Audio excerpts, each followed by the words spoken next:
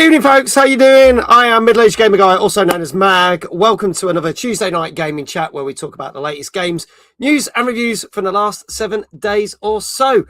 Broadcasting live on Twitch and YouTube mobile and desktop. Let's see who we've got in the chat. Starting nice and early over on Twitch, we got Gozzo. Good evening. Kindred. Good evening. Danker says evening. The wind has really picked up here on the coast. The internet quality may dip. We've got it really bad here as well. So God help me, because a couple of weeks ago, I had a power cut halfway through. So let's hope we don't have that. Over on YouTube mobile, Kizra, hi, here for the extra special guest fun. Thank you for being here. Greatly appreciate it. WV Prods UK, hi, I am also here for the special guest. Awesome.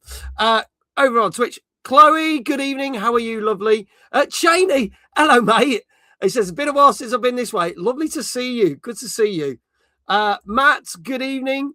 Phantom, good evening. Vagarus says, hellos. I are also here for the special guest. And then Emily, hello, Emily. How are you? Great to see you. The three of us rolling in here like proud parents about to watch their kid in nativity. Correction, 4 of us, as I was going to say. Retro Cesar, hello. How are you doing? Great to see you. What's that? Very well, thank you. Glued to the PC and pages and deep in stream listings. Flame, good evening. Good to see you. Evening, Mag. Sticky Knievel, hello. Good to see you. Spot of the Tism, good evening. How are you? I'm here for the big man, John. Oh, he's bought his fan club tonight. This is brilliant. This is what I like to see. John's got a fan club. All I'm thinking is it's fucking windy. By the way, Mock the Week is good. Would recommend. I'll have to watch that. There you go. Great to see you all. Welcome on in. Before we bring our special guests in, Cheney's separated from the other mugs. Yeah, Cheney's on one platform and you're all on YouTube. It's quite funny. Do we need any Mag fans? We got plenty. It's all good. It's all good. It's all good. Hello, Rock Muse. How are you, lovely? Great to see. John's got a colt. Before we bring on John as our guest, Polycomical, hello. Welcome on in. Welcome on in. Great to see you all on YouTube and Twitch. We have a fountain of knowledge when it comes to games. Couldn't do this show without him. My co-host that knows the most. Give it up for the one, the only, Mr. David Jones. Good evening, mate. How you doing? I'm very well. How are you? Oh, good. Thank you. Hope everyone in chat's doing well. Yeah, they seem to be here. Exclamation Dave on the Twitch chat. Show your appreciation. Cheney says, for some reason I decided to go on Twitch. Don't know why. It's because you always used to watch me on Twitch. So there you go. Dave. Salute. How you doing? Good to see you. Join us. We have cookies and an A+ in taking the piss. That's also true. That's also true. Emily says hello. So there you go. What you been up to, Dave? What you been playing? Oh, I've been playing a fair bit of Crimson Desert over the weekend, but we'll talk about that more later on. I played a little bit more of Baldur's Gate 3. We didn't get that much further. Just ended up in a fight where there seems to be lots of enemies that just keep reappearing out of portals. So I'm not quite sure how that fight's going to go. So I do need to get back into it and try not to die. So that might be something for the weekend. But otherwise, I played a decent chunk of Battlefield 6 as well. Still playing that. I was trying out the new map that came out. Was it last week or the week before? I've lost track now. But it was the new Hagenthal base where it's just infantry only. It's the one that's a bit of a meat grinder, but I'm starting to learn the layout a little bit more, so I get a few more kills in it. So it's good. I'm enjoying it. It's quite nice sometimes having an infantry only map, but hopefully in season 3 they'll give us more of the bigger maps that the community wants. Just bring in all the vehicles and everything. Yeah. So that's what people have been asking for. That's what we're patiently waiting for. So I think EA and DICE do need to get those maps out to keep people engaged in the game. Otherwise, people will just move on. There's so much choice in multiplayer games, so they need to bring out some good stuff to keep us invested. I haven't played much because I've been so busy with here, there, and everywhere again. But I have played more Planet Alana too. No. I need to get back into that. I think I'm not going to get a chance. I've just thought this where I am this weekend. I've got no chance. But at some point I might get around to playing it and completing it, and then that's another one off the checklist. So we're gonna try some of that. And then ironically, the new season of Fortnite landed on Thursday. And I didn't get round to trying any of it until the Sunday, but I'm thoroughly enjoying it because it forces me into a lot of fights, and it's quite good. So I enjoy playing some of that. I kind of dip in and dip out, and it's kind of good timing because plug. If you want to tune on Thursday night, I'm officially sponsored by Fortnite because of the new season. So if you want to come and play some games with us, feel free. There you go. I only found that out over the weekend when I started playing it. So there you go. So that was just good timing. A nice surprise. Anyone who was hoping for the Screamer stream, it's been pushed back till next Wednesday. So apologies, but sponsors come knocking. Don't say no to them most of the time. So there we go. So we'll be doing that. Minecraft got an update today as well. I haven't played Minecraft in donkey's years. Fortnite. Maybe not for 1,000 staff members. No, probably not. No, not so much.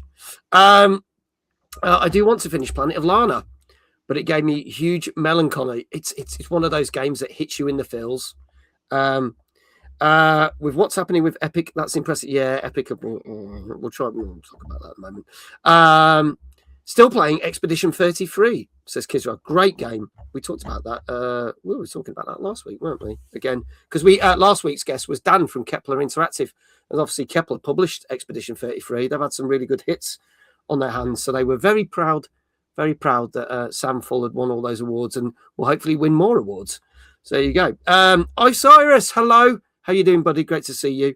Phantom says, me and Lulu were on it earlier and we both got kicked because of the updates, but got the baby animals now. Oh yeah, it's crazy. You've got all the pets and stuff now. Fortnite's become its own thing, but I enjoy it for what it is. It's that sort of thing you can dip in and out and not have to think or use your brain, which is good for me because my brain gets used too much. So shall we bring in our guest? John, our guest, has not been on for a couple of years, and that's because the event that he's running has had a couple of years hiatus, but it is back with a bang. I first visited OLL back in 2022 when John very kindly invited me to come and check it out, and I felt quite bad because a certain someone who's down here, because I've got the dogs with me, got ill, and I had to duck out the event halfway through. But he very kindly invited me back in 2023, and it was the first time that I got to meet some wonderful people like Slopes and Ashens, and I even ended up on stage for my sins.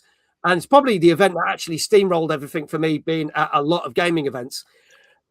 And now, as I say, it's back, and even better than ever, taking place on in April. So please give it up for the guy that's putting this all together. Give it up for John from OLL. Good evening. Hey. Good evening. Hello, how you doing? You all right? That's a hell of an introduction as well. Thank you. such pressure now to perform after that. Sorry. It's awesome to see it, and it's very good to be back. And I can see that I can't seem to escape my regulars from my channel who have all jumped in. So hello, everybody. Nice to see you all, and it's lovely to be here. Yes, it's been a little while. But it's been a little while, but so great to have you here, John. Cheers, man. And OLL is back.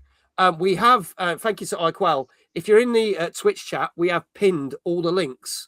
So we haven't even started talking about OLL26, but if you want to go check out the site and get your tickets now, do it while we're talking about it, because yes, OLL is back. And even better than ever. And you've got a lot going on, haven't you, John? We have. I mean, do you want me to tell you about it now, or do you want to do it in a bit? What do you want to know, really? Some of it, and then I'll bring up the website in a minute, and then we can talk about some more of it later. Sure. So obviously, yes, we've had a bit of a hiatus, but we are now back for April the 11th. Epic Studios in our hometown of Norwich. It's probably the most packed event that I think we've ever done. We've got all of the usual gaming communities of Norwich and the surrounding area coming together to put on a huge exhibition of hundreds of games. If you've been to an OLL event before, you'll know exactly what to expect. Hundreds of games, stuff to play throughout the day. It's all free with your entry ticket. But then we've got stage shows alongside that all throughout the day. We've got Level Up Leroy. He's our main compere and host for the day. You'll find him at all the big Comic Cons, but he's local to us and he's a good pal. So we've got him on board as well. And I'm sure most people who are aware of the event are probably aware by now. if you are a fan of a certain 90s television game show by the name of Games Master, you'll certainly know this one. We have got Dominic Diamond himself appearing live and in person at our event, hosting a very special game challenge show. There we go. You can tell that I've rehearsed that. You have. I've said that quite a few times now. Because I've typed it out so many times. That was beautiful, John. That was absolutely beautiful. Let me bring up the ticket site for it so we can see some of the other things. I'll pick a few things out. Yeah, sure. Mention there. Here we go. So obviously, as you mentioned, tons of games to play. Yes. And you've got your stage shows. Dominic Diamond, who's going to be there, doing a very special sort of Games Master-esque challenge style show. Obviously, we can't call it Games Master for legal reasons, of course. Yes. But if you've seen Games Master, you'll know exactly what to expect. Yes. And just to make it just to give a little bit of detail about it, this isn't something where we've just paid Dominic to come and read a bunch of cue cards and just read something out on a script. This is very much in conjunction. This is a show that we've put together ourselves between myself and mainly him, to be fair, coming up with the premise of the show, the games that are going to be used, the format of it. It is very much an actual proper Dominic Diamond show, in as much as it is of just the fact that we've got Dominic Diamond turning up to, come and say hello to people and do a Q&A as well. It's very much his show as much as it is ours. So we're really looking forward to what he's going to have in store for us. I don't know how much I can tell you about it. In fact, no, I can tell you a few bits about it in a little while. We'll do that. We'll come back to that then a little bit later. All right. But we'll have a look at also, obviously, all the details are here on the link. Dominic, and he's been, as people have mentioned, he's done some very good trailers and videos for it. I've very much enjoyed watching them. The technical term for the show is, because we're not allowed to use Games Master, Dominic Diamond's Retro Rumble. That's the one. That's the one. So there you go. Also, Leroy, I have witnessed at many a EGX and MCM Comic Con, as well as OLL23. Excellent DJ, great compare. So can't wait for that. And there is a ton of other stuff: speedrun showcases, cosplays, tournaments, console wars, Q&A panels. And then this is something I wanted to bring up: the Everybody Plays prize draw. This is something that's quite unique, isn't it? It's quite simple. Hang on a minute. I've got a prop. Hold on. Okay. He says it's not much, to be fair. But basically, when you go to these events, a lot of gaming events will do things like tournaments and time trials and esports and that kind of stuff, and that's brilliant.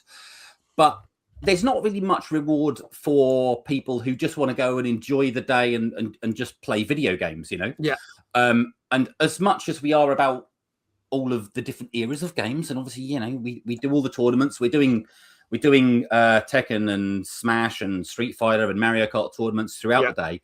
But for example, for families, for parents with smaller kids, and the kids might not want to do the competitive side of things, we're making it so that you can still get some rewards for simply just enjoying the day. Yeah. And so we've got this thing that we've called Everybody Plays. And it's really simple. Basically, you've got a little bingo card like this. Nice. Everybody gets a bingo card. Every time you play a game, you'll get a little stamp on your card. And if you fill your card in, you hand it in, we'll put you in a prize draw, and you might win some prizes. For example, consoles, games, vouchers. We've got sponsors, Insert Coin Clothing. There'll be a few clothing items and that kind of stuff. Give them a shout out for that. There you go. I'm wearing some of this stuff right now. Brilliant. And then I imagine we'll probably have a few things provided by some of our traders and artists that we have present on the day as well. So it's just something that allows everybody to get involved with the celebration of the day, rather than it being just limited to just the esports guys. So it's something for everyone. That's kind of the thinking behind it. That's really cool. iQuail has just said, very much looking forward to this. Norwich is the wrong side of the country for me, but Dominic Diamond live convinced me to take the plunge. I'm even willing to spend a 7 hours round trip in the car with not David on screen, but Dave Johnson, Ashen's community manager and my manager. I'm with David, so no pressure, but it better be good.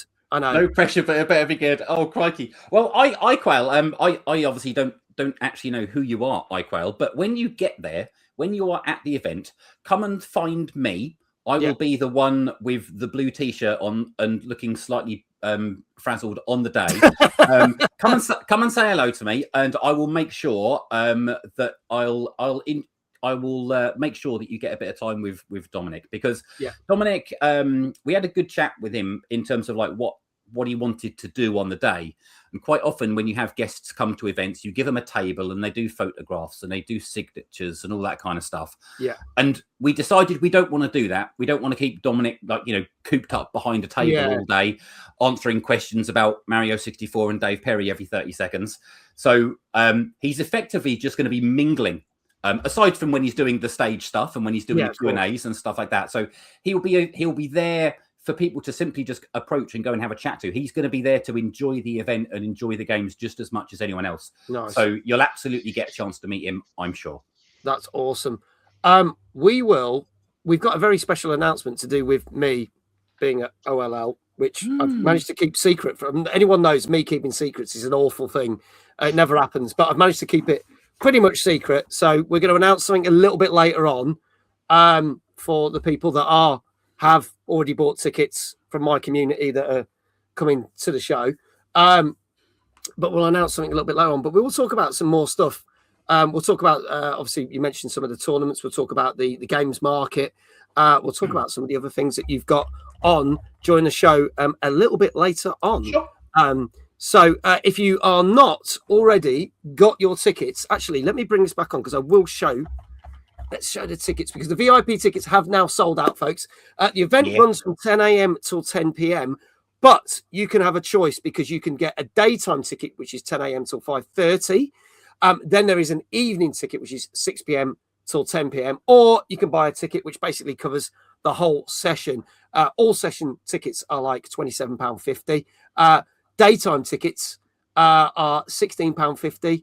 And the evening only are £13.20. There's also child tickets as well for under 13s. It's absolute bargain, folks. So click the links. I know that the mods will drop the links again in the chats, various chats of the platforms. So if you haven't got your tickets, please do get them because you've literally only got a couple of weeks. But if you wanted a VIP ticket, tough because they've all sold out. So they're all gone, which is a good start. It's all right. We'll have merch and stuff. I've just had the merch delivered this week as well. Oh, so sweet. Okay. There'll be plenty of things for you to give me your money somehow. I'll get your money out of you somehow. But thank you very much for that, man. Cheers. Yeah, no worries. Kisra said, I remember this very fondly because I took part in this.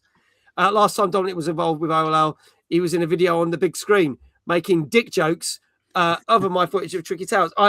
I suffered, and Cheney will back me up on this, I suffered greatly with one of the Did You Know Gaming lads as we tried to play Sonic very badly against Slopes and failed miserably as I basically cried on stage at how bad that one of the Did You Know Gaming lads was playing Sonic. So, yeah, but I still have fond memories of that day.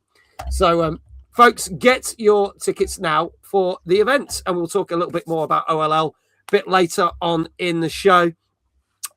Shall we crack on with the show, gentlemen? Let's get to it, mate. Yes. Okay, so ladies and gents, this is our 258th show, dare I say it. We're going to be talking about Slay the Spire 2, which is in early access, MLB The Show 26, knocking it out of the park, and a game that Dave has been trying out this week, Crimson Desert. Also, I thought I'd do something a bit different because we always look at different gaming charts every week, and this is one we've never done before. We're going to be looking at the biggest selling games of 2026 so far, now that we're near at the end of March. So I thought we'll do that and maybe look at that every quarter. So we've got all that and more coming up in the show. But we're going to kick off with a game that we didn't manage to talk about a couple of weeks ago. But the reviews actually only just dropped in the last week. So Slay the Spire 2 is out on early access as of the 5th of March. And it's out on PC. Wanted to have a bit of a discussion about this because the first one was very much beloved. Let's have a look at the trailer. We'll have a discussion about this.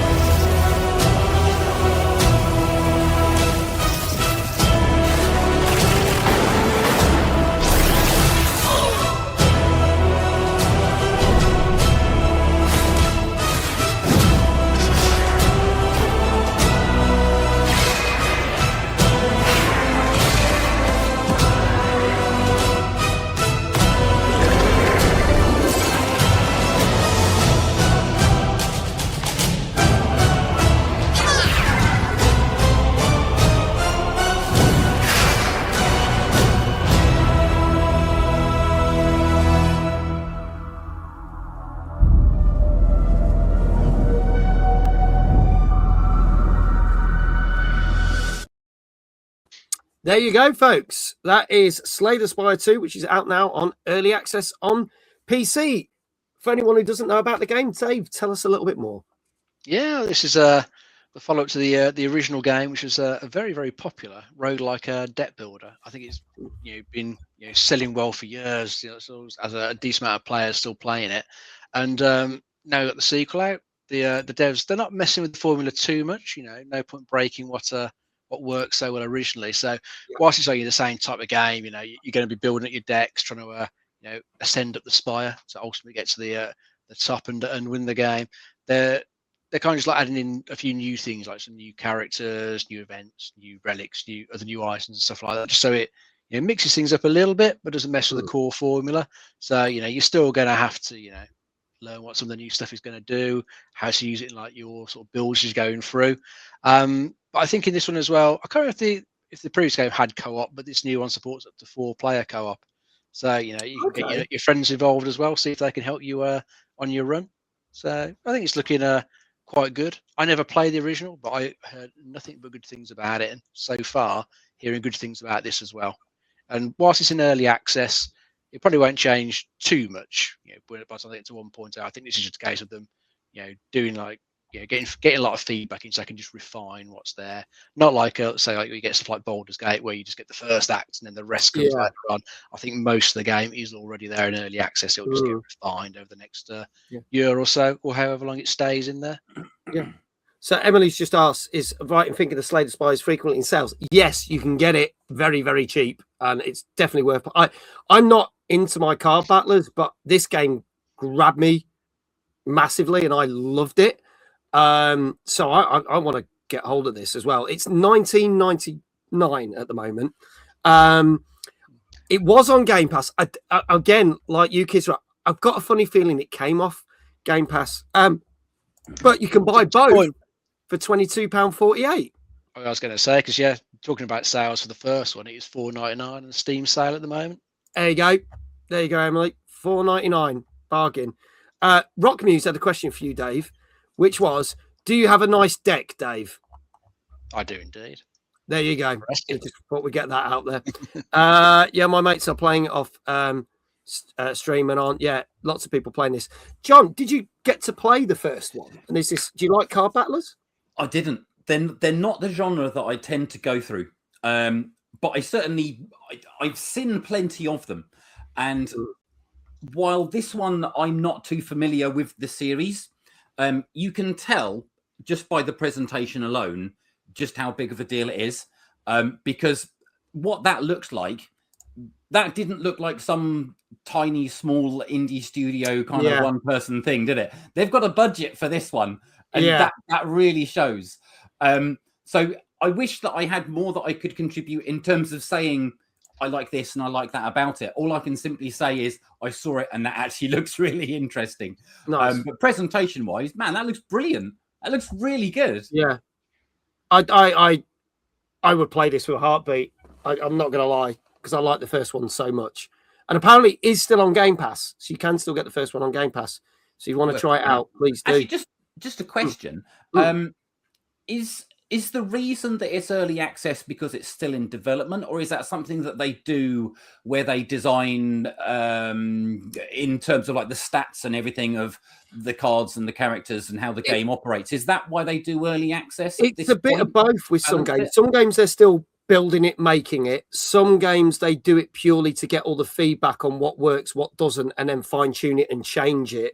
It can be multiple things. I don't know if Dave's got any other reasons why they. Yeah, I just wonder. I think it's the latter. What you said there. It's more about refinement. Yeah, they've got a good base there, but what it's like. You can play these things in isolation with a few testers and think it's good. You throw it out to the real world, and they'll pick it apart and give you loads more feedback, and that'll just help you.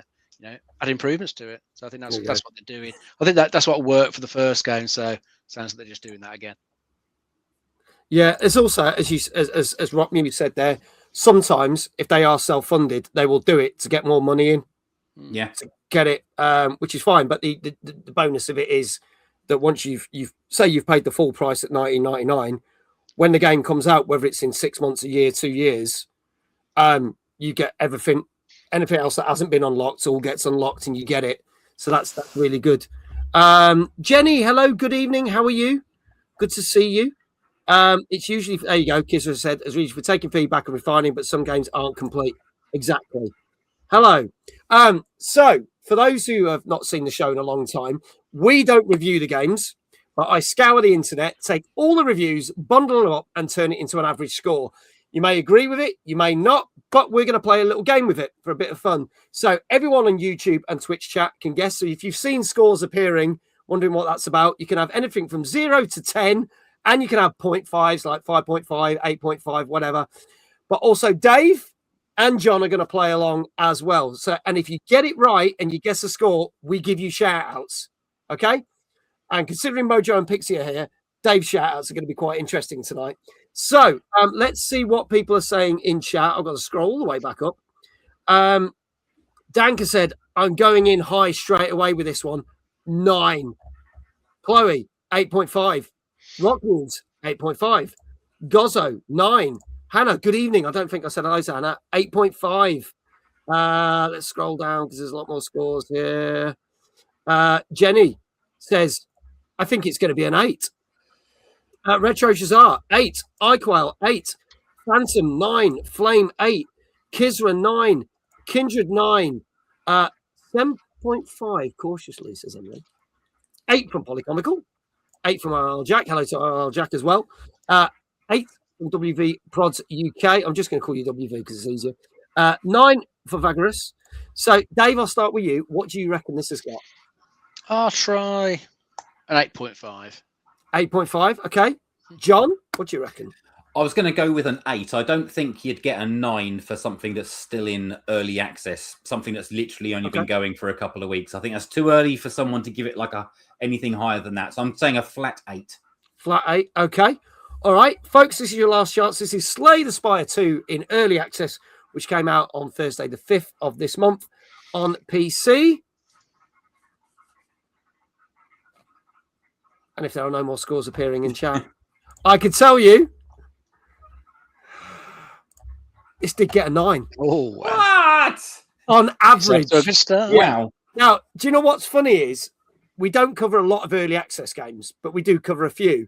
And we had this discussion a couple of weeks ago that you tend to find that you get a score and it's a sort of a middling score, like a 6 or a 7, and it'll either go up or down from there. This has now set the bar really high. So if it's this good in early access, let's hope they can keep it up for the full game. So yeah, 9 out of 10. So a lot of people did get that right. So normally it's so high. I know. Holy shit. Final Fantasy 7 got a 9. I know. So here you go. Let's have a look. We've got to give shout outs to over on YouTube, Vagarus and Kisra. We got Kindred over on Twitch, got it right. Phantom got it right. And scrolling back up because there were so many gaps. Gozzo and Danka. I think that's everyone. The mods will get shout outs to you. So if you're on Twitch, we'll shout out your channel. If you're on YouTube, we'll give you a shout out or ping you for 30 seconds as we can, best as can. So just bear with us as we do this because we've got lots of people in both chats, which is always good. But we'll move swiftly on to our second game. This came out Monday last week. And again, didn't get a chance to speak about this. This is also just on PC. And it's really funny that this is based on a film that did come out many years ago. And over the last 3 years, we've had like a flurry of these games. We've had first-person shooters, tactical-based shooters. And now we get another first-person one. This is Starship Troopers. Ultimate Bug War. Can you believe it? And not only that, it is endorsed by Mr. Johnny Rico himself. Here's the trailer.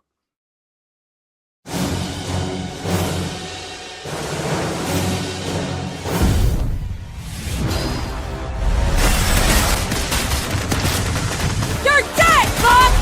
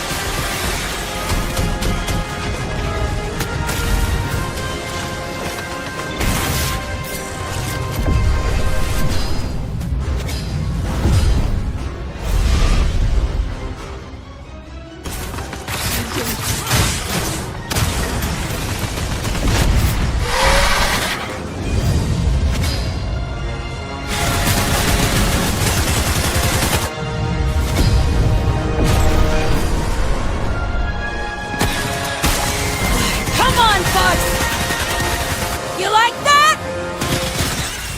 Buy and play now to secure your children's future. Would you like to know more?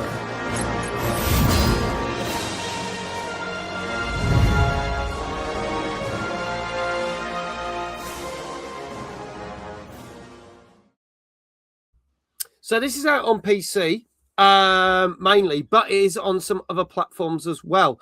It's £21 on PC, £20 on PlayStation, £21 on Xbox, and ironically, Switch is most expensive at £22.49. Thank you, Kindred. But I've actually seen Casper Van Dien on Twitch playing this because he has a Twitch channel. Some people might not know that, but he plays all the different Starship Trooper games, and he's been playing this most recently. So the fact that he's endorsing it as well, I think is quite cool. So Dave, tell us a little bit more about this one, please.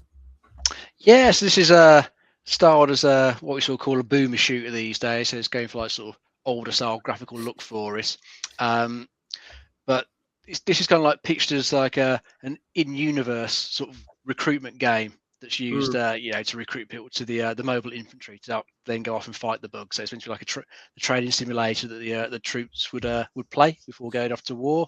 From what I could see of it, it looks all right. It looks like a perfectly competent sort of boomer shoot. I think it's meant to sort of reasonably sort of open levels, so you get a bit of action in there where you're trying to defeat the bugs, and it looks quite cool the way they give you the option to play as some of the different bugs as well. Give you like another view of the war. Play as the enemy, so you can learn how the enemy thinks, how to defeat them. And you can see they've dragged Casper Van Dien back out to put him in there, which again fits in like universe wise. I think he's meant to be General Johnny Rico in this. He's there to get new people into the war. I think it looks all right. It's probably the sort of game that's not going to be anything that spectacular. So hopefully it keeps all the sort of satire of the film there. Although stuff like Helldivers 2 has done a really good job of like continuing that war satire. So hopefully this can compete with that, because that did such a good job of doing what Starship Troopers did back in '97 when the movie was out. But I think this could be fun just for a bit of a afternoon blasting through some bugs. Yeah, it could be good fun. Yeah, I think I'm agree with you. This is not something that's high on my. I immediately want to go and get it.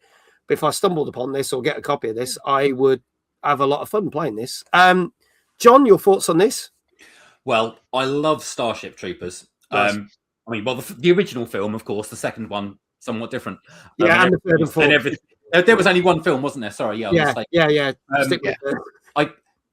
The game itself, I'm sure the game is probably quite repetitive. The mechanics are probably a little bit janky, but they've got the vibe exactly right by the look of it. They've captured that Starship Troopers ethos, I think, and have done that really well. Yeah. The only problem that I do have watching this is, the graphics aren't amazing. They're not AAA graphics. And I don't think it's intentional that they look as ropey as they do. I think that's more just, this is a limited budget because all the money's gone on the license. But I think they've used it well.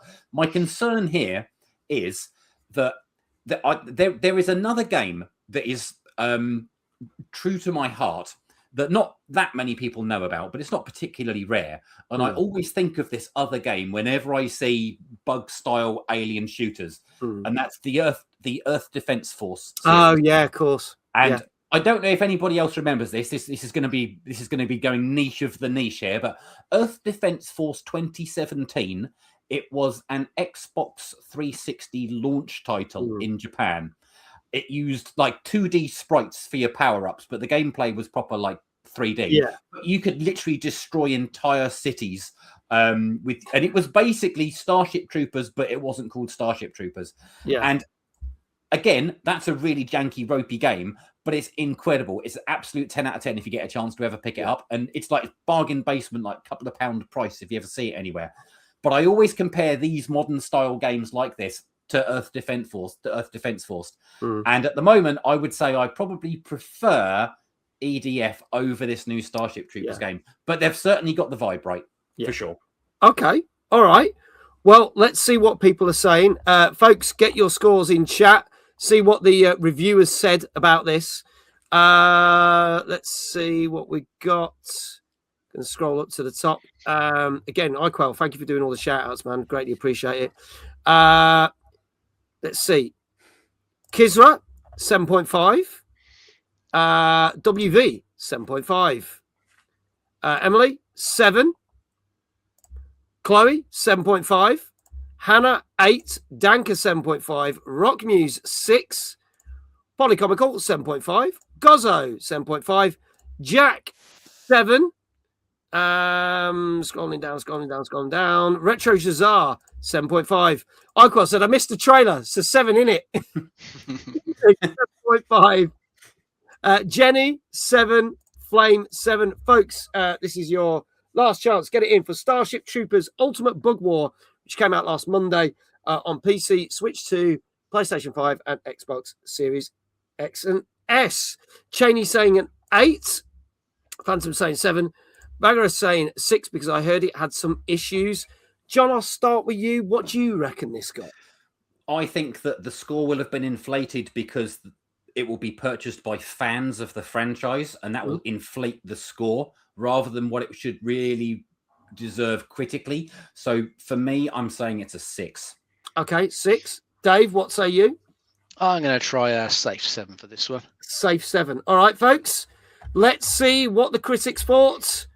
I can tell you that this got, on average, slightly higher, but certainly safe, 7.5 out of 10. So there you go. Kindred, I know you got it right. Well done, Retro Jazar. Well done. Gozzo and Danka, all on Twitch, got that right. Let's see. Over on YouTube's. I've got to scroll back up for all the things. Polycomical, well done. You got it right as well. WV got it right as well. And Kizra. I think that's everyone. If I missed anyone, please do tell me, because it's bloody difficult trying to look at 2 chats at the same time and make sure we got that. But there you go. The first time I got it right. Chloe got it right as well. Sorry, Chloe, I missed you off. You go, that many chats. There you go. Congratulations. While those shout outs are being done, let's talk about some gaming news. Now, funny enough, last week we talk about the composer who worked on Starfield, who basically stated, no, you just didn't get it at the time it came out. And, you know, Todd knows what he's doing at Bethesda. Just give it time. And we were kind of like, is this a well-placed thing to basically say there's going to be a big announcement? And funnily enough, there was a big announcement last week because Starfield has got its PlayStation date of release on April the 7th. But it is also the same day that there is a big update because Starfield version 2.0 will be launched, which will have new bounties, new vehicles, new companions, quality of life updates, and they are bringing a second DLC called Terrain Armada. That is coming out as well. Now, if you've got the standard version of the game, you're going to have to pay round about £10 or just under £10 for that DLC. If you've got the premium version of that game, you will get that free as well. But what is also interesting is they're dropping the price of the PC and the Xbox version on the day the release that the PS5 version comes out. So if you haven't had a chance to get it, you can actually get it cheaper, especially if you haven't got Game Pass, because it is on Game Pass. So, big question here. They said they were going to give more content, and we did say Bethesda are quite good at taking games. I normally have games that go well from launch, but sometimes they do have games that don't go well. You know, Fallout 76, looking at you. But then eventually, over the years, turn it into something really good. Question is, and I got to give it to Dave and John, do we think version 2.0 will be the start of getting people properly interested in Starfield? Because it wasn't that well received when it came launched. Everyone was kind of like, it's all right. Yeah, it was another one of those games where the hype level just went really, really high, and of course it couldn't live up to it. And I think a lot of people just ended up falling off of it. It just wasn't as good as the previous games that they'd done. Yeah, you know, it had too many things that just weren't that interesting. You know, stuff in the main quest just ended up being quite dull. Whenever you went to get the new powers for your character, it was the same boring fly through I don't know what it was, fly through this thing every single time. Yeah, as the music plays, and that was just terrible. Surely, you would have thought they could have thought something better up. I think they just spent far too much time trying to make 1,000 explorable planets. They just didn't polish up the bits that they really should have polished. So I think it's probably going to get some people coming back to it. I think the free lanes update is adding some improvements to it. When you're now in like a star system, you can fly between planets now, which you couldn't do before. Yeah, So the loading screen. But now lets you fly there. You can get it from your seat, walk around your Starship, and do other stuff while you're flying from planet to planet, which sounds quite cool that they've added that in. There's other quality of life things as well. They're trying to improve stuff when you go through like the end game section. So they are improving some things, but the main thing I thought was just problematic was that the exploration was just dull. Not anywhere near as good as like the older Elder Scrolls games. They're like brilliant maps to just walk around and find stuff, but landing on these like pretty much 1,000 barren planets with the same points of interest. And yes, they've added more points of interest in this new update that's coming out, but will you eventually start seeing them repeat on the planets? Yeah, I still think the planets are boring. They probably should have cut out 99% of the planets and just done what Mass Effect did years ago. Just have you landing on specific points and that is it. And then you handcraft what's there. Forget procedural generation because it didn't work for this game. So I don't think it's really going to turn it into an amazing game. It might maybe boost its score up slightly, but it's not going to make me go back to it. Okay. No, I've got no interest in going back to it. John, did you ever play it, or would this change your mind? Yeah, I did. And I'm upset that I've now got to think about this game again, to be honest, because I was so massively hyped for it. I'm a big Bethesda fan, and I will quite often defend Bethesda more than perhaps the average person should. But I've been playing the Elder Scrolls series from the start, more or less. Actually, no, that's a lie. Morrowind was my first one, original Xbox. But who remembers Arena anyway? I was coming into it just like everybody else. I was wanting Elder Scrolls in space, or Fallout in space. And the problem is that is kind of what we got. But the problem is the last Elder Scrolls game came out in 2011, and obviously this game came out in whatever it was, 24, 25. It's 15 years later, but the mechanics and the controls and just how tight the game feels and its structure, it's literally plucked from 2011. And I was expecting to see this is going to be Elder Scrolls 6 in space, not Elder Scrolls 5 in space with lots of repetitive things and everything looks grey and orange. So I was disappointed, but mechanically it's not bad mechanically, and the story was okay. But the thing is, if you're going to do a good space story, your competition, if you want to do a space sci-fi story, your competition is Mass Effect, Star Trek, Star Wars, Battlestar Galactica, hundreds of other sci-fi shows. Your story has to be ridiculously good to actually survive, I think, in a video game environment that takes place in far future space stuff. And it just wasn't quite enough. And I was left very disappointed. In terms of whether new DLC can give it a new lease of life, it certainly will. It won't bring any new players in. It will bring a few lapsed players back. But the damage was already done on day one. People don't go back to games, a year and a half after a game's come out. It just doesn't happen. It would take something really special, I think, for them to fix that. Anyway, sorry, that turned into a bit of a rant. Sorry. No, that's fine. That's what this show's for. You should see me everybody. I'm glad I've finally been able to get that off my chest, actually. So I was going to say a couple of people have been. I mean, this is the funny thing because the last DLC they brought out didn't actually do much and actually got quite negative reviews. So I don't know whether this will improve it or not. Everyone said it didn't really do much, so it's going to win people over. And it'll be interesting to see how the PlayStation market takes to it. I'm not that fussed about it. I can just pass on this one. I'm not going to lie. I think there's some games that you would go back to if they've done a lot on it, and you kind of go, do you know what, that is worth a shot? But I mean, I got burnt by Starfield, and I was like, so I probably wouldn't go back to it.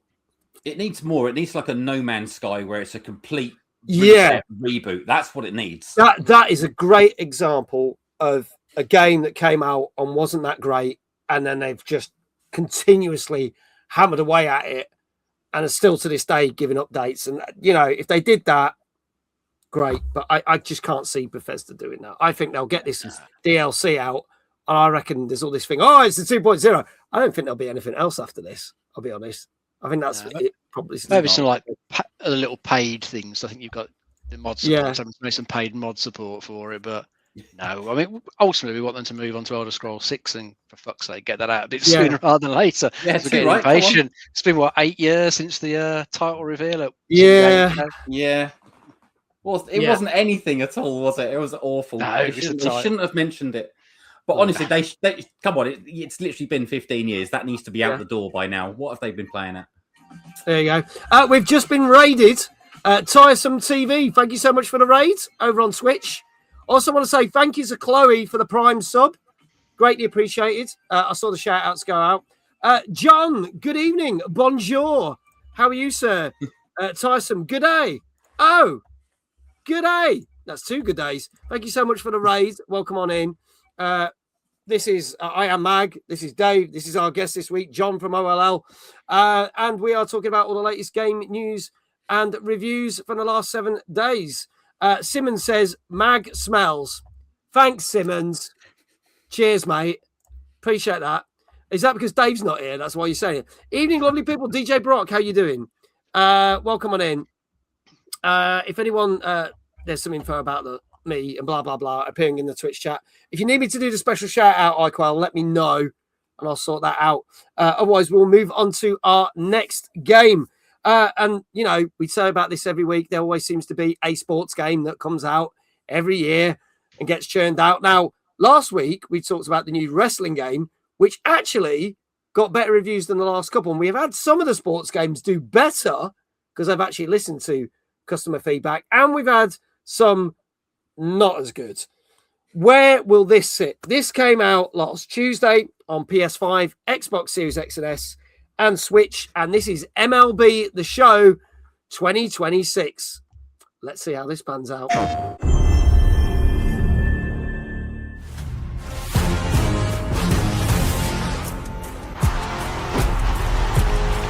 Swing and Judge going back on it. Makes the grab at the wall. MLB The Show 26 has more roads to greatness than ever before. Dive into the most immersive Road to the Show experience yet with expanded amateur years, 19 colleges, and the chance to leave your legacy at Cooperstown. Mr. Judge, we're ready for you on set. Yeah, be right there after this game. More control, deeper on-field stories, and action that feels more real than ever. Be the captain of your team and play as your Diamond Dynasty squad in the World Baseball Classic. All the international squads, all the passion, all in Diamond Dynasty.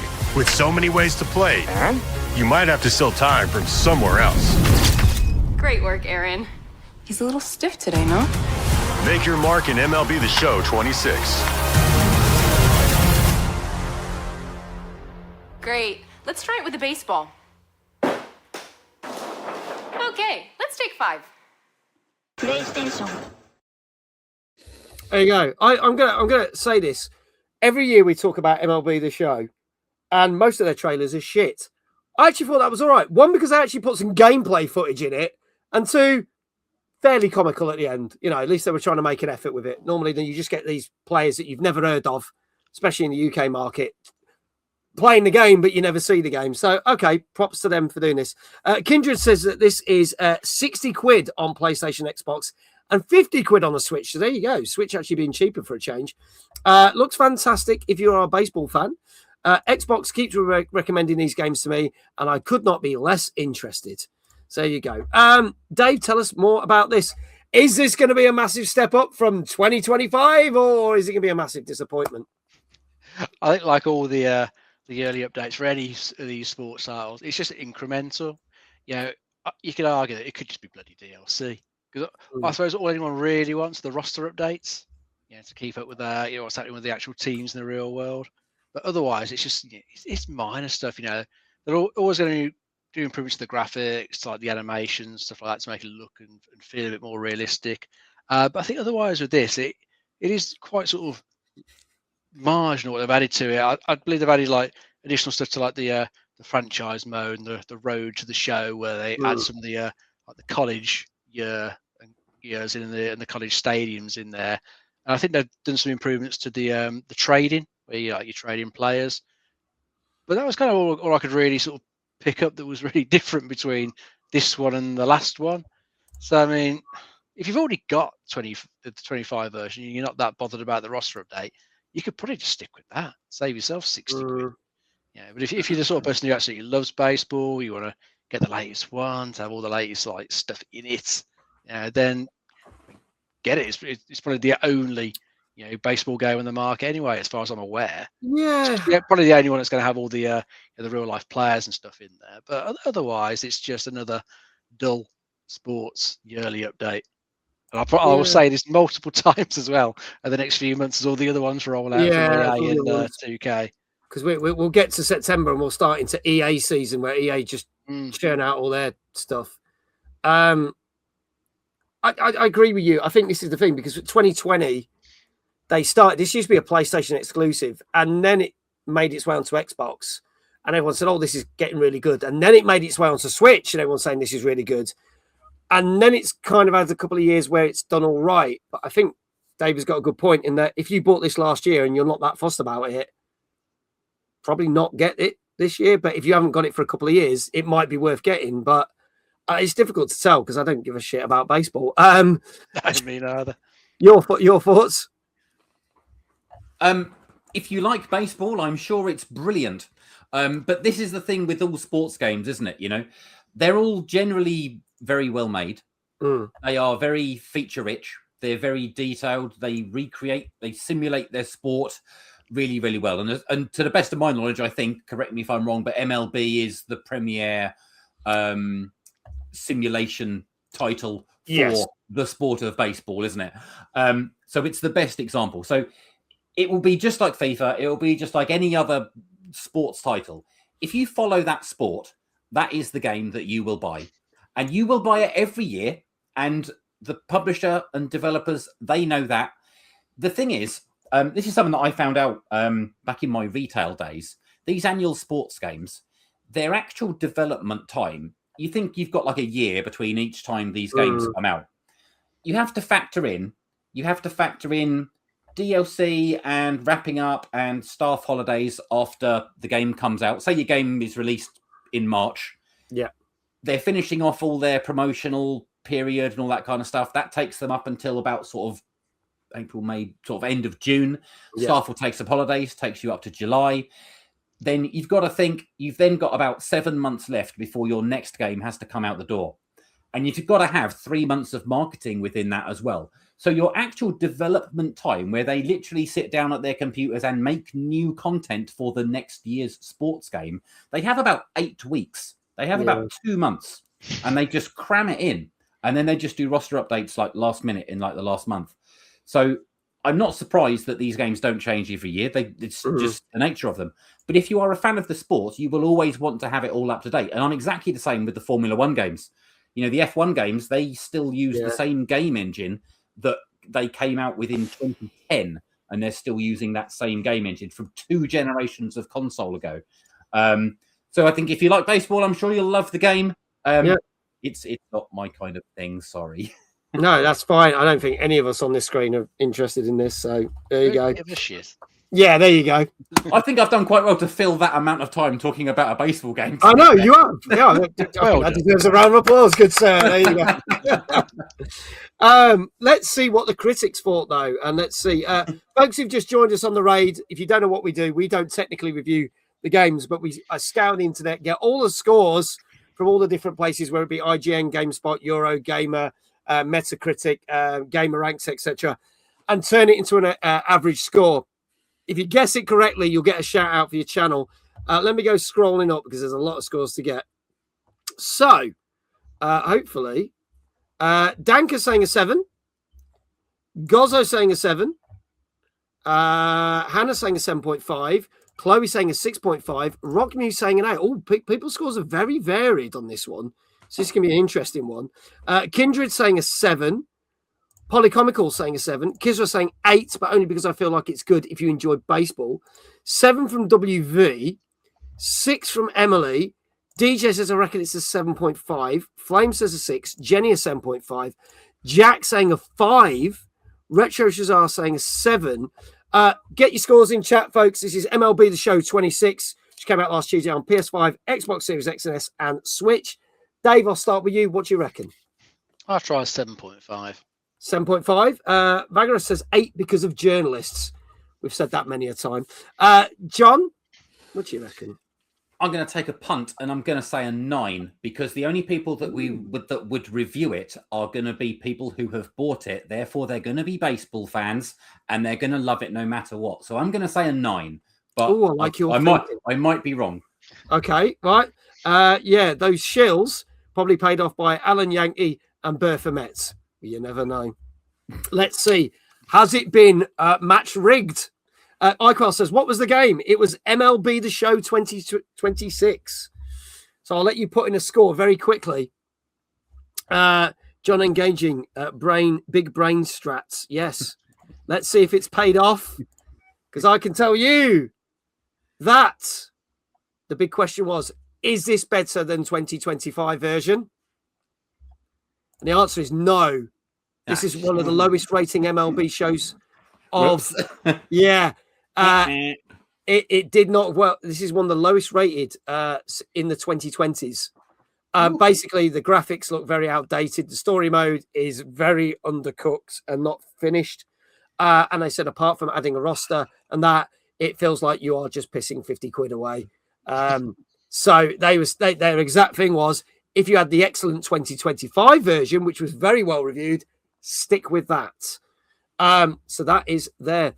Chloe gets 2 in a row. Well done, Chloe. You are doing fantastic. Let's see who else. Did anyone else say 6.5? Or was it just Chloe? Flame was very close. And Emily with a 6. I think it might just be Chloe. That's an easy shout out. There you go, Iquel. Iquel went with an 8. So there's a little bit shout. Yeah, Chloe was the only one. Well done. Well done. I think most went for 6 or 7. Yeah. I'm not doing a 6-7 joke. Not this week. I've had enough of that shit. But yeah, in the middle with a 6.5. On to our next game. Swiftly moving on. This also came out last Tuesday on PC. And it's time for you lot to be getting medieval. Because we're going medieval.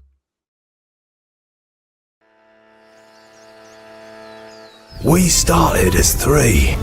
At first, we survived, barely keeping death at bay. But we built from the land, a roof for shelter, a stockpile for storage, and a desk to plan our settlement. As bandits and bears stirred in the trees, we crafted weapons and armor. To protect what we built, we fought, and we won. Soon we weren't just surviving, but thriving. Through bountiful harvests and freezing winters, thunderstorms and heat waves, our numbers grew. Everyone had their skills and their quirks, but there were jobs for all. We created a community, a beacon for divinity, a place to connect with the past, or earn some coin. But we had to defend our success. We armed ourselves from everything from hammers to crossbows, traps to siege weapons. We honed ourselves into a force to be reckoned with. We started as 3 and built our future.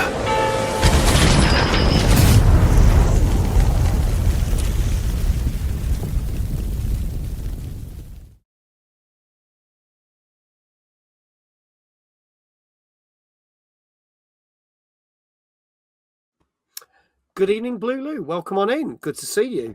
Ooh, is there a trebuchet that instantly ups the rating? Well, let's see. Dave, tell us about this one. A lot of people in the chat liking a look at this. This is normally 25 quid, but it's technically on sale at 20 quid until Thursday. So if you do like the look of this, you might get yourself a bargain. All yours. Well, this is a medieval city builder. So I think it's been like a great plague that's decimated most of humanity. So it's up to you to start building a new town back up, start trying to save humanity, and make sure other people don't get sick. So you got to slowly build up the town. Make sure you sort of fortify it properly because there's plenty of raiders out there going to come and attack you. It looks like some decent like trebuchet action in there as well. Stuff can get set on fire and burned down. So you've really got to try and manage it all properly. Try to keep everyone alive. I think it looks pretty good. I quite like the graphical style they've gone for. Sort of low polygon style for the characters, with a bit more detail for the actual buildings and stuff, which seems to mix quite well. I think for people who've enjoyed things like Manlords, that was under the good builder for a couple of years back. If you enjoyed that, then you're probably going to enjoy something like this. I think it looks pretty good. I'd be tempted to give this a blast. Yeah. Jack just said, got to be up at 6 for work. This has been fun. Great news. Thank you, Jack. Take care. And then he finishes by saying, come to OL26. We'll talk about more about that in a little bit. So we'll do that. John, your thoughts on this one? Yeah, it looks interesting. It's not the kind of thing that I tend to play.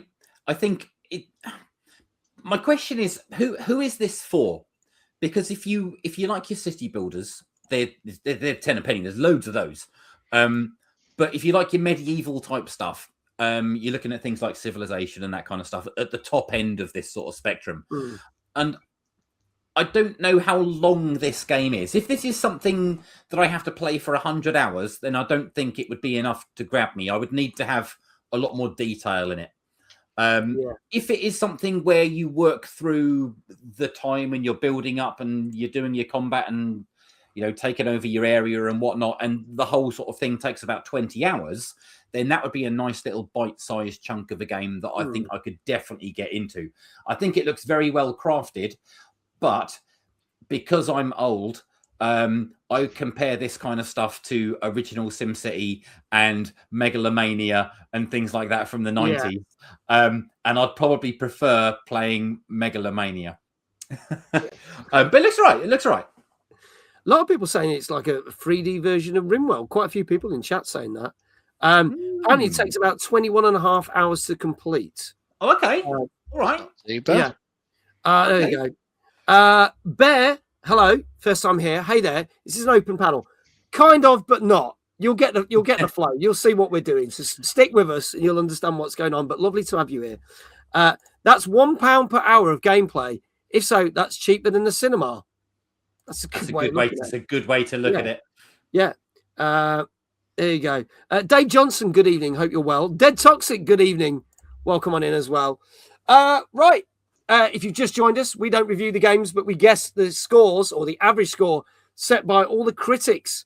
We are talking about Going Medieval, which came out last Tuesday on PC. Let's see what scores people are saying. And God, I've got to scroll all the way back up again.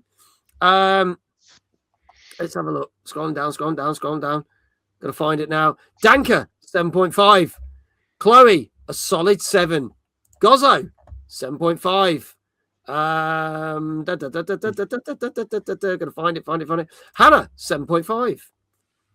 DJ says how. Oh no, that was how long it takes to play. Kizra, 7 out of 10. WV, 8.5.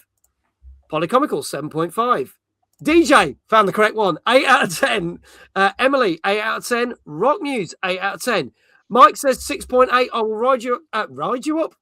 Hopefully not. Round you up for a 7 out of 10 because it's only halves and whole numbers. So if you want a 7, if you want to change it to 6.5, let me know. That's absolutely fine. Vagarus, 7.5. Flame, 8. Kindred, 7.5. Retro Shazar, 7. John, I'll start with you. What do you reckon? I'm going to go the other way. I'm going to say 8.5 because I do like the look of it. And I would like to be more impressed by it because I would like to actually give this a go. So I want it to be good. So I'm saying 8.5. Okay, 8.5 from John. Dave, what say you? I'm going to try a 7. Okay, going for a safe 7. There you go. iQuell coming in with a 6. Dave Johnson, 6.5. Ride You Up is going to be a new catchphrase. We can implement that into tomorrow night's show. Don't you worry. Okay, if there are no more scores, this does look like a fun game, says Polycomical. I can tell you that this got, on average, 7.5. So, again, you guys were quite close, but not quite there. But we did have some 7.5s in the chat. Let's have a look. Kindred, well done. Vagarous, well done. You got it right as well. Polycomical, you got it right. Scrolling up now. Hannah, well done. You got it right. We've got ads going on Twitch. No, we haven't. Ads going to be starting soon. Sorry. Gozzo, you got it right. Danker, you got it right as well. No one's actually 4 for 4 yet. 0.5 out. Dang it, says Chloe. So close so far. Shout outs will be going out very soon. Also, I'm going to say this. Please do go follow all the people, whether it's their YouTube channel or their Twitch channel. They spend the time to come and watch this show, either with the guests or come and watch the show every week. So we'd greatly appreciate that if you give them a follow, because they spend the time to come here and watch the show and give the love back. So please do that. I'm going to do a quick roundup, as I always do, of some other gaming news that's happened. So this is an interesting one. There will be, or it's already in production, a redesigned Switch 2 coming to European markets.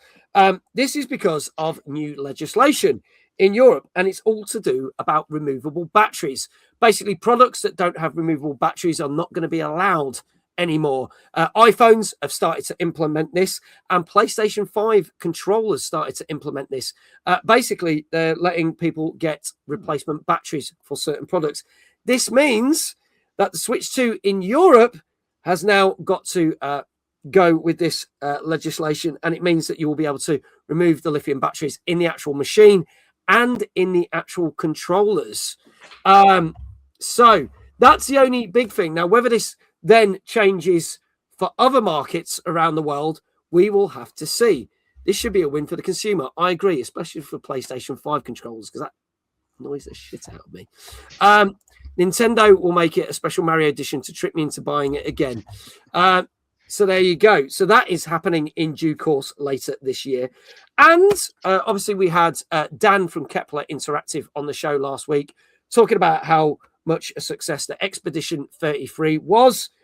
And hot off the heels of that, and the fact that his new Daredevil series launched on Disney Plus as of today, Charlie Cox, the well-known actor who played Gustav in Expedition 33, has announced that he loved being involved in a computer game so much that he is now involved with another new game. Now, he's not stated what that game is, but he said that he's getting a lot more involved than he was in Expedition 33. Now, I'm not giving you any spoilers for Expedition 33, but he only did the voice of Gustav. He didn't do the mocap for it.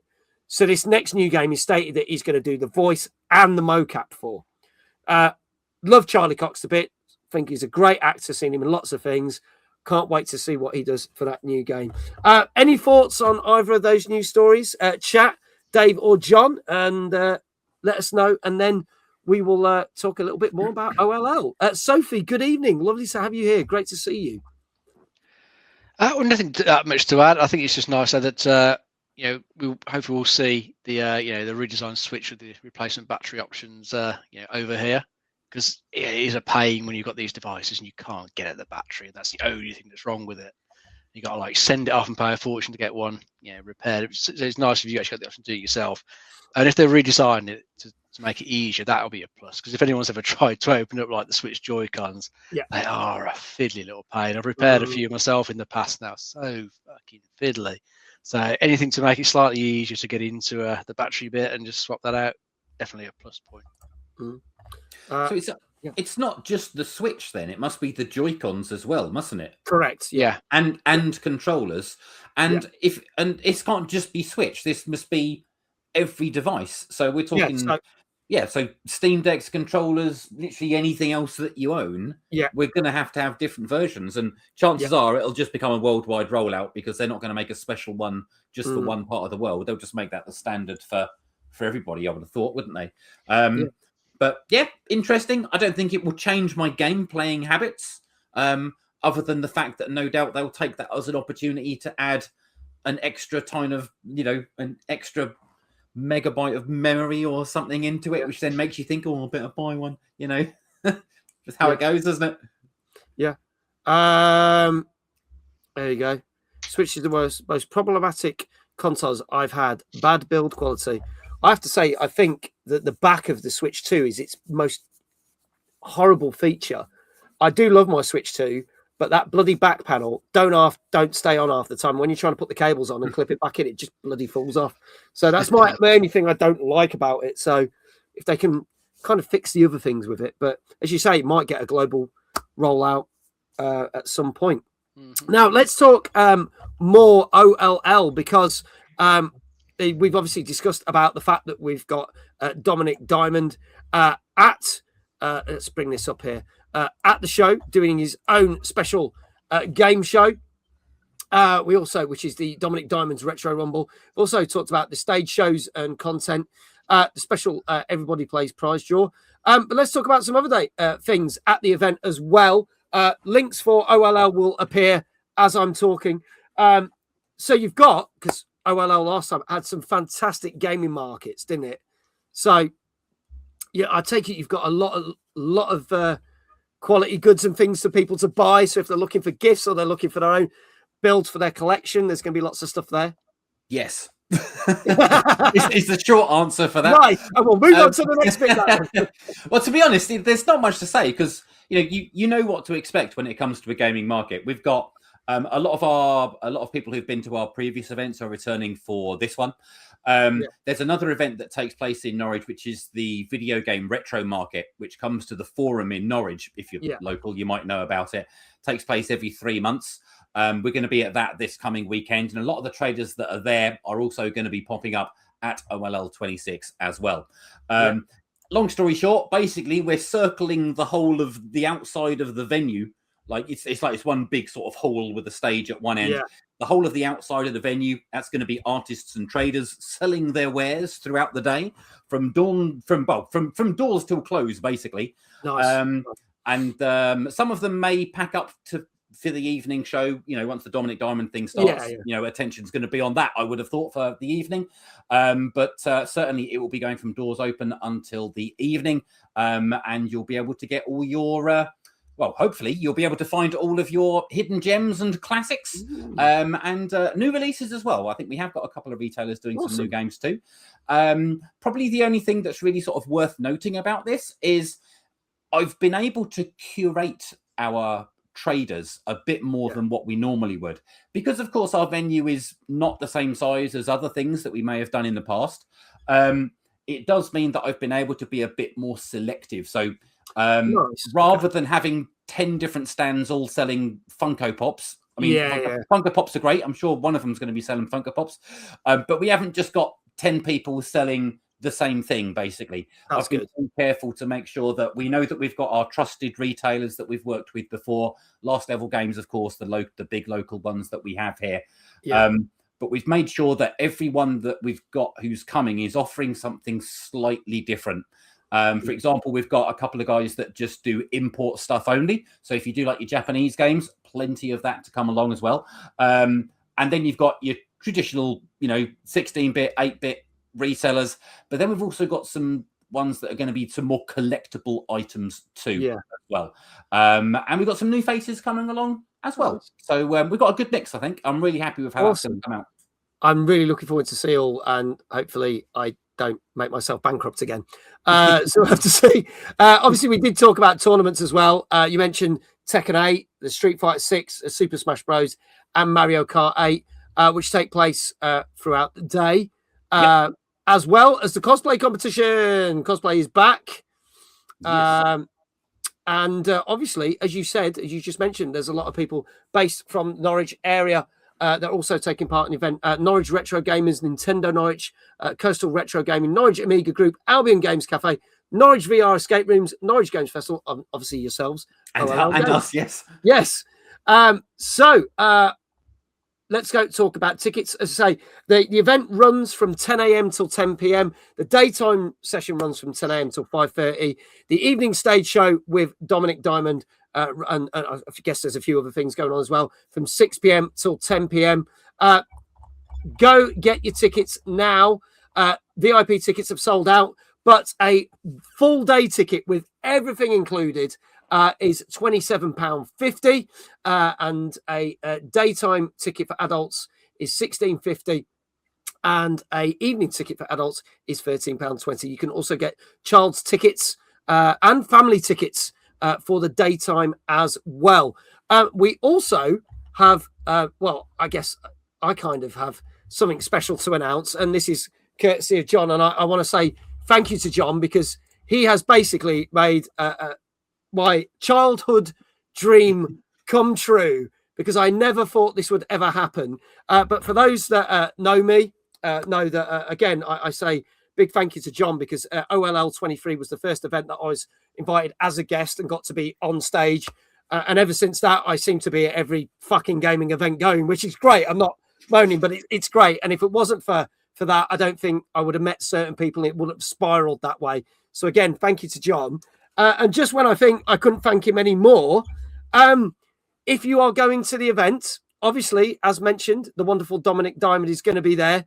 And I always did wonder what would happen if I could ever be on Games Master. Well, I've got the next best thing, because I have got the honor for one of the gaming challenges to be in the commentary booth alongside Dominic. I don't know what the challenge is yet. We're not going to spoil that. But I am going to be up on stage with the one and only Mr. Dominic Diamond for one of the gaming challenges, being in that good old commentary booth. So, John, thank you so much. No worries, man. Really appreciate that. And yeah, and I can't say thank you more, because that's going to be fantastic. It's going to be good fun, isn't it? I think it's going to be great. While I can't reveal what games are going to be used for the challenges, because if we revealed them in advance, people would practice. Yes. But if you are a fan of that certain 90s TV show, you'll have a very good idea of the types of games and some of the ones that are going to be on there. But I'm also not going to tell you which game I'm going to get you to No, please don't. I want it to be. I want it to be a surprise for you as well. But I think you're going to be very happy. You're going to be happy with this one. Thank you. I'm looking forward to it. You could throw anything at me, and I'll probably just be there with a big grin on my face going, and Dominic can be going, can you do your job, please? I'm just going, oh yeah, he's probably going to take the piss out of all of us. I'm fully expecting that. Shit rips out of me, but I can't wait, because that's all part of it, isn't it? So yeah, it's going to be great. It's going to be great. I can't wait. So folks, go get your tickets now. Links will appear. They are pinned to the top of the Twitch chat. But get your tickets now. It's going to be a fabulous, fabulous event, and I'm so glad that OLL is back. Yeah, I can't say more. And John, thank you so much for inviting me again. Yes, again. It's going to be good fun, mate. It's going to be good fun. It's going to be great. Dave Johnson said, I wouldn't have met Mag if it not for OL. So son of John, how could you do this to me? Oh, Dave, I'm so sorry. If only I'd known. You should have said.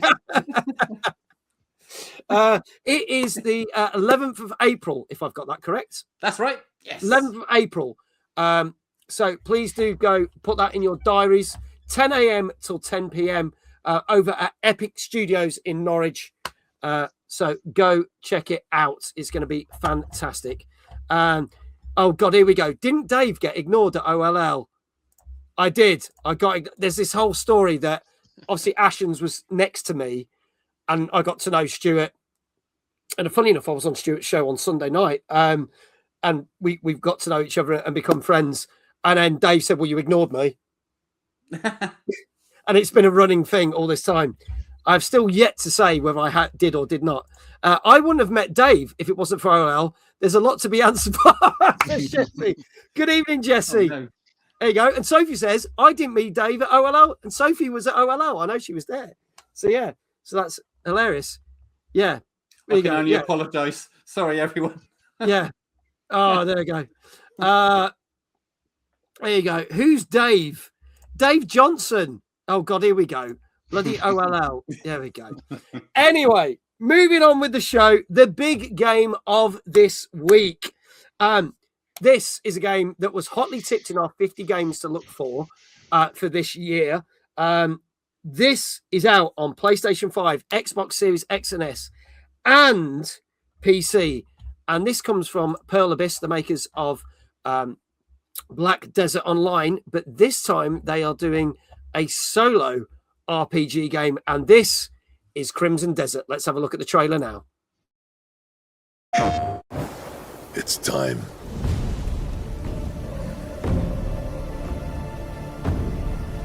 to take back what was stolen. So, you're finally here. You were expecting me? Well, you Greymanes are a hard lot to kill, clawing your way back from death's door over and over. How'd you do it? Let's find out, shall we?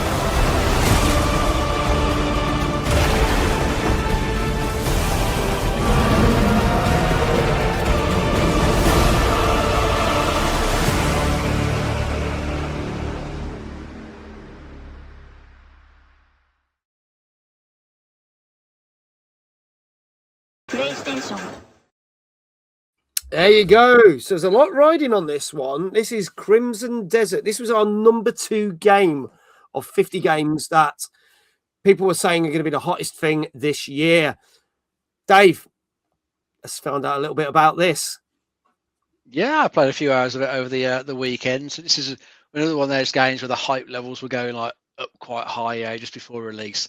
But it is another one of those games that can't quite live up to the hype. Mm. You know, it's kind of like the developers have like looked at a lot of like the big open world games like the last couple of years and just like grabbed bits from each of them and just like mushed them into like one like massive package, because this is like a huge game. I think they say the map is like twice the size of Red Dead Redemption 2, something ridiculous like that. And it is a visually gorgeous game as well. It looks absolutely stunning, and for a change, it's actually pretty well optimized, especially on PC where I've been playing it. I'm not running like a top of the line machine, but it lets me crank the graphics up to maximum on it, and it looks really, really good. Nice. Okay. But yeah, as to like gameplay wise, I would sort of mark it as sort of quite janky in a number of ways. Its control scheme, especially on controller, is quite awkward. Really, they've got so many different inputs because there's so much in there. They've got to like try and give you a way to control it. So sometimes you've got like sort of multiple presses of the same thing. Like click right, click left stick to crouch, or hold it to use one of the special like abilities.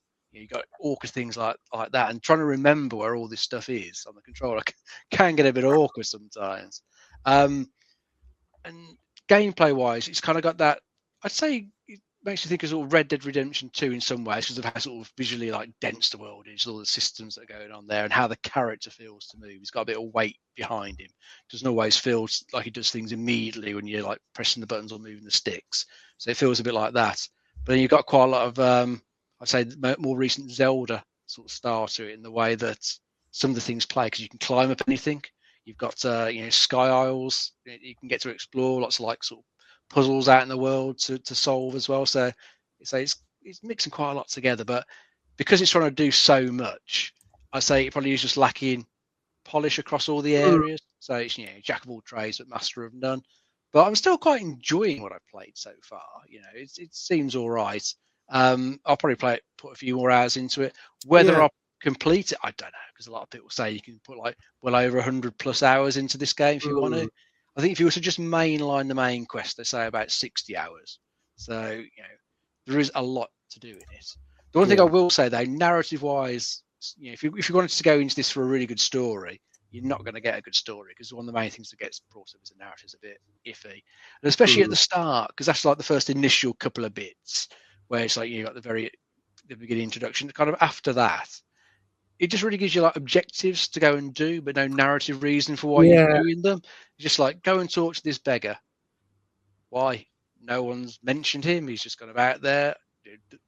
It's not like he's called you out or anything like that. He just tells you to go and talk to him, and then he walks away. The next thing tells you to go explore the sewers. But he was lying on the sewer, great, but he mentioned nothing about that to you. Yeah. And then you go to that, and it's something else different. It's like these aren't linked. There's no narrative reason for No. you. It's just text on screen saying do this. It's a bit weak there. I think the reason they've done that is they've taken the formula that worked well with Black Desert, which was the big open world, MMORPG, and you can just go do this quest, do this, do this, because that's the idea of being on an online internet, game like that. But that doesn't work for a single player game because you're expecting a narrative, and they've not. So you can be a bit confused sometimes. Like, why am I doing this? Yeah. And I say other bits of it can be a bit unintuitive. Like some of the puzzles aren't particularly intuitive. So it's quite interesting for some of the previews, where some some of the previews are struggling with some of the early puzzles in the prologue section. And when you play that now, they pretty much just put like text on the screen telling you how to solve the puzzle, because it was quite unintuitive. And I think some of them are still a bit unintuitive the further you play. So it's a game that ultimately is going to be a bit of a Marmite game for most people. You are either going to like it or you're not, or you're not going to like it at all. I'm kind of in the like it camp at the moment. I think it's janky and a bit awkward, but I still am getting some enjoyment out of it. So I'm going to play a bit more, see how it goes. Okay. Just want to say good night to Supermod Sophie. She's not been very well. She's got the flu, bless her. So just say good night, Soph. Take care. Appreciate you popping in, even though you're not well. So there you go. Appreciate that. A lot of critics and streamers gave up because they couldn't do the puzzles and got killed early on. John, your thoughts on this? Do you like a good RPG? I'm guessing you do. Yeah, God, yes, I do. And this is the problem, because in order for a giant open world RPG to make its mark, it's got to be in that absolute top 1% of games. Yeah. Otherwise, everyone will just claim, rightly or wrongly, that it's just no good. Because the competition that you're up against, like Crimson Desert, it's up against things like Witcher, it's up against, Elden Ring, GTAs, Red Deads, etc., that kind of stuff, So unless it is pretty much perfect in every regard, it's going to get some criticism. Even if it is clearly a well-made game, because graphically, you look at the presentation of that, it's a stunning looking game. There's clearly been a high budget, a lot of effort has gone towards making this game. From what I've seen, it does look like the activities in this open world are a bit repetitive. And I think after you've done the first 20 hours and you're just going to repeat that in new regions as you unlock new regions and stuff, I could see it getting a bit repetitive. It does need a better story, but then it's not always the most important thing when it comes to open world games. But it really depends what the character progression, the character builds are like. But this is the thing, is like, I look at a game like this, and unless it's going to, but this is kind of a thing, I'm going to go off on a tangent now, hang on, I won't be long. But whenever I look at buying a new game, particularly a new AAA game, the graphics don't really make too much of a deal. They're not a deal breaker for me. Obviously, I like them to look good, but I don't care if it doesn't look 100%. But what I always look for when I buy a new game, if I'm going to be spending, 50, 60, even 70 quid on a new game, above all else, I want this game to do something that I haven't seen before. Yeah. And that is harder and harder and harder to get these days. Or if it doesn't do something new, I want it to do something nostalgic, but do it in a fresh way. Yeah. So, for example, like Resident Evil Requiem, very, very classic Resident Evil gameplay, but in a really well presented modern style. Brilliant game. Loved it. But this, it looks great, but I don't see it doing anything that I haven't already done in a Red Dead or an Elden Ring. And for that reason, I'm left thinking, I'm sure it's all right, but I don't feel incentivized to play it. If I've never played an open world RPG in my life before, I would probably play this for the first time and think it's incredible. But it just doesn't feel like it's going to offer me something I haven't seen before. Okay. All right. Well, we will talk about updates and other things that have happened since launch. We're one of the news stories we're going to be talking about in a few moments. But let's see what the critics said. Now, someone did say, is the critic scores based on before the game came out or after the updates? Now, here's the interesting thing. Both. There's still some game outlets that haven't put reviews out there. I didn't take IGN's review into consideration because it's a game in progress review. I only took the ones that had actually played it. Some did it before the patches came, some did it after. So this is going to be interesting. So let's have a look at what scores we got so far. Chat, if you've just joined us, we're not reviewing the games, but you certainly can have a guess of what scores the critics are saying. Now, back when we did the New Year specials, this was our number 2 games to look out for. Danker does predictions, bless him. And at the end of the year, we see how many of the predictions he got right. So he predicted back in January, this was going to get an 8 out of 10. And he's not allowed to change that score. It's a little game that we play, which is cool. So fingers crossed. So Gozzo is going with an 8 as well.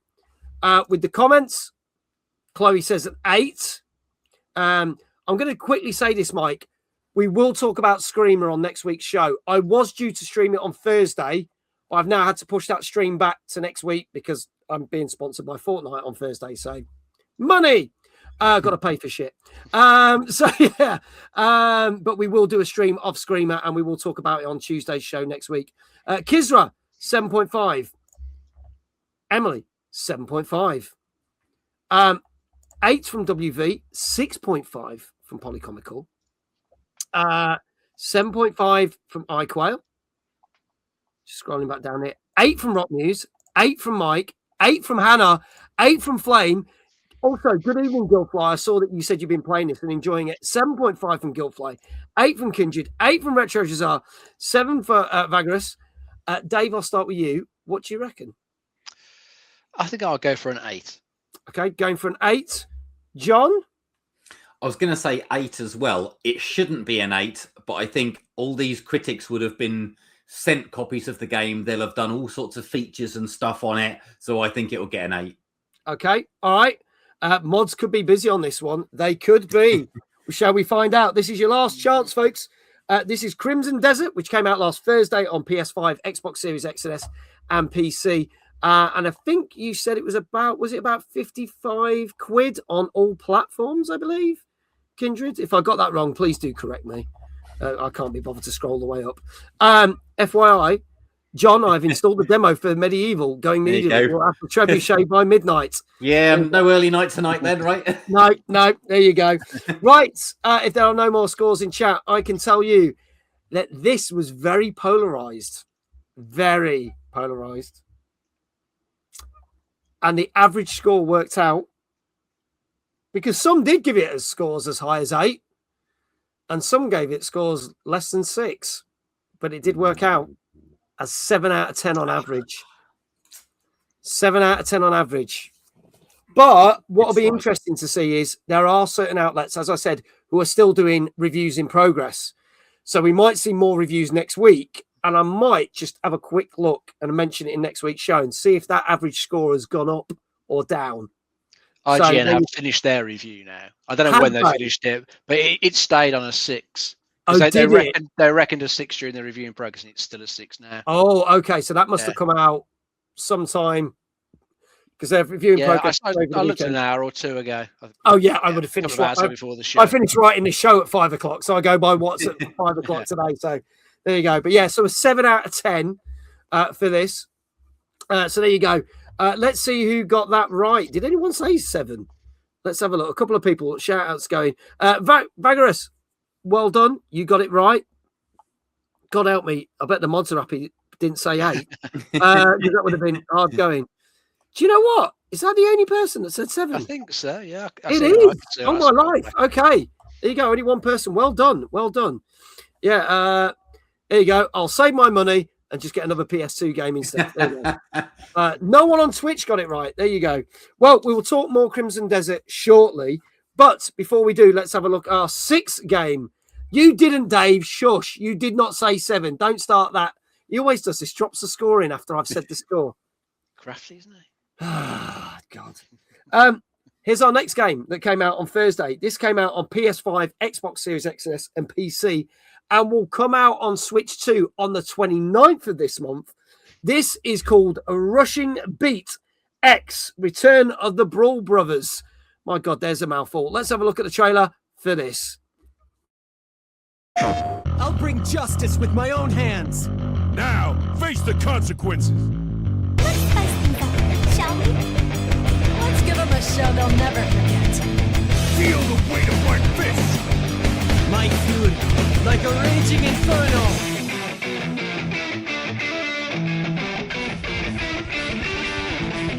Shall we proceed with data collection? I'm afraid it's time for you to bow out.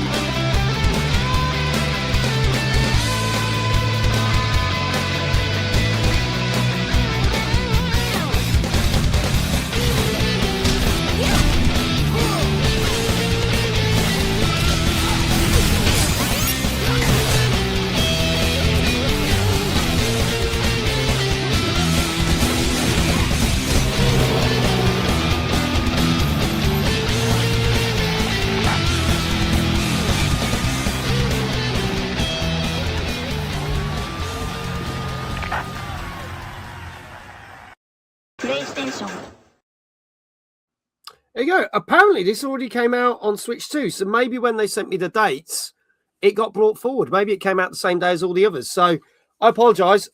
I'm only giving what I got sent. So if it's already out on Switch 2, it's already out. So we'll say that. There you go. This makes me feel like I'm back on my Sega Mega Drive, says Chloe. Dave, tell us a little bit more about this one. Yeah, this is pretty much a standard size scrolling beat 'em up. Back like the stuff you used to play back in the like the 16-bit days and the Mega Drive and the SNES. Now, I think this series was originally out on the SNES, so it's been dormant for about like 30 odd years, and then someone decided to revive the franchise and bring out a new game, which I didn't think looked that great when I was watching a gameplay video earlier. I'd say graphic-wise, it looks pretty generic. Nothing remarkable about the graphics at all. We've seen some good-looking size scrolling beat-ups in recent years, like Streets of Rage 4, Shredder's Revenge, the Marvel's Cosmic Avengers. Invasion. That's it. And those all look pretty good graphics-wise. They had decent styles that stood out, but this one just looks kind of generic, and the gameplay just didn't look that interesting when I was watching the video earlier. So it looks like a pretty sort of average beat 'em up. There's better ones out there, I would say. This just looks like fairly standard fare. Yeah, remarkable. That's all about it. Okay. Kindred saying it's down to £15.07 on Steam, normally £16.75, £16 on PlayStation, £16.74 on Xbox, £18 down to £16.19 on Switch. So there's a couple of things you got to sell, but roughly you're looking about 16 to £18 for this one. John, your thoughts? Because it's obviously giving retro vibes. It's up my street. The weird thing is, though, is I don't remember the original. Was this maybe Super Famicom only rather than SNES? Or was it apparently SNES and Super Famicom? So it was released in Europe, this game? Yeah. I suppose, though, the Streets of Rage time would have been when I had the Mega Drive before I got the SNES, so I moved on to other things, and I just missed it. But, yeah, not something I'm familiar with. But looking at it, I agree with Dave. It is quite generic. It's clearly been put together because Streets 4 has done well, the Turtles revision has done well, the Battletoads re-release a couple of years ago has done well. Yeah. It is, to be fair, though, one of my favourite genres. We've got a new Shinobi, we've got a new Ninja Gaiden. All these old franchises are coming back, and in many cases with their original gameplay styles as well. So I will applaud that. But, like Dave said, it doesn't look like it's doing anything original, So, yeah. I don't know what to think of it, but I'm not blown away. I'm not blown away. All right. Okay. Apparently, when it out of Japan, it had different names, but when it was over it's called something else. Thank you, iQuell. Well, let's see what scores are people saying for this one. Let's go. Start at 7. Right, there you go. Danker says 7 to play it safe. Gozzo 7. iQuail, 7.5. Hannah, 7.5. Kizra, 8. Chloe, 6.5. Polycomical, 8. WV, 8.5. Flame, 8. Emily, 7.5. Mike, 7. Retro Shazar, 8. Chat, get your scores in if you haven't already. John, I'll start with you. What do you reckon? Safe 7. A safe 7. Okay. Dave, what say you? I was thinking the same. I'll play it safe. Okay. Playing it safe with a 7. Diamond Dog, hello. Welcome on in. Saying a 6 out of 10. Kindred saying a 7. Dave Johnson says, I vote the right answer out of 10. Let's see how that pans out for you. Folks, last chance. This is a Rushing Beat X Return of the Brawl Brothers, which came out last Thursday on PS5, Xbox Series X, PC, and Switch 2, I should say, because you can't get it on normal Switch. And if there are no other scores, Kindred saying a 7, I can tell you that this got, on average, 6.5. Close again. Close. Chloe gets her 3rd. Well done, Chloe. So there's quite a few of you got 3 or more right tonight. So some of you are doing really well. Well done. And why the hell not? Let's play with it. Congratulations to Dave Johnson that also got it right because he said correct answer out of 10. Fair play too. And I'll let you have that for one time only tonight. You can only play that card. It's like a get out of jail free card. So there you go. Well done, Chloe, for getting that right. Let's talk about some more Crimson Desert news. So this is an interesting one because when the first reviews started to come out, the publishers, Pearl Abyss, stock price plummeted by 30%, which meant that it was the equivalent of £13 or $13 per share. They have sunk 7 years of production into Crimson Desert, and I think it's roughly the equivalent of $33 million if it's turned into US from Japanese yen. However, this was disappointing at first, and people were saying, is this going to be a game that's going to tank? And it turns out not so much as people thought, because within the first day, it hit 2 million sales already. 2 million copies have been sold. And despite that, even though the patch came out to fix a lot of the things that people addressed, such as you have all your items in a bag, but there's nowhere to store them in your home, a bit like how you do with Resident Evil, your management. They've now patched that and a number of other things. The stock price went down by another 10%, so a total of 40% overall, and a 10% share drop overall. However, the reviews are mostly positive, and especially on Steam, the reviews are more so positive after the patch. So, as we said, with Starfield, that was a game that kind of came out and everyone went, meh. At the moment, the reviews are saying on average, some people are raving about this game, some people are not liking it at all. However, with the patches coming out and all the other stuff that's been suggested, I know Kindred saying, no, well, they might look at some multiplayer stuff. They're looking at do this and DLC content and blah, blah, blah. Could this game very quickly get raised up and be in a better position within a couple of weeks compared to, say, Starfield that's taken nearly bloody 3 years to actually do anything? What are your thoughts on this? And will Crimson Desert end up being a success rather than a failure? Well, I think it's been pretty successful so far because you say sold 2 million copies, so it's doing well. People do for the most part seem to like it, and the devs are listening to feedback, especially about the controls and especially about that lack of a storage box in your home, which is a pretty basic thing in a big RPG like this. You need somewhere to dump all the shit you're carrying that you don't want to drop or sell. So they are listening. They are adding things in pretty quickly because I think they had a patch out Monday. And that addressed quite a lot of things. I think it also helped nerf some of the boss fights a little bit to make them a little bit easier, because some people have been saying those are pretty tricky. You get used to fighting the mobs, and suddenly you got this boss with all these fancy moves just whizzing around.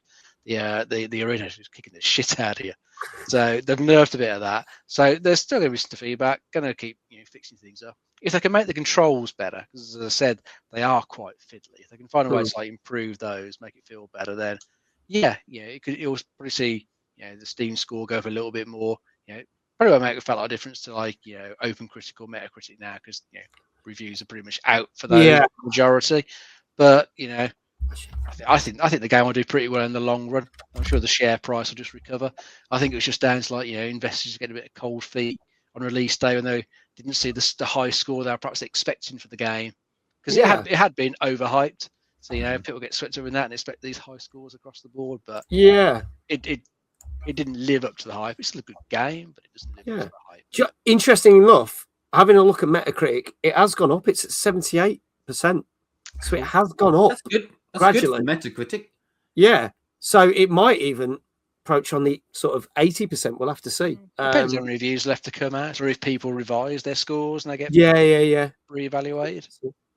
John, your thoughts on this? Whether they could turn this around? Yeah, I mean the best thing is that they've reacted to it positively, and that they're making these changes quickly, because I think and just like we were saying with Starfield, if you leave it too long, everyone switches off. But right now, the people that are still invested, people are still buying the game.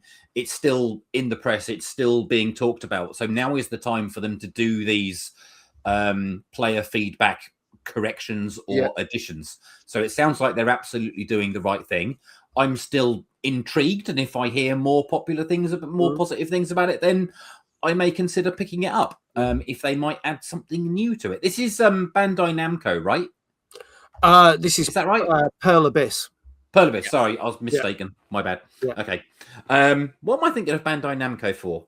What's their big? Oh, they've got a big open world thing, haven't they? They have, and I'm trying to think what it is, because now my mind's gone blank.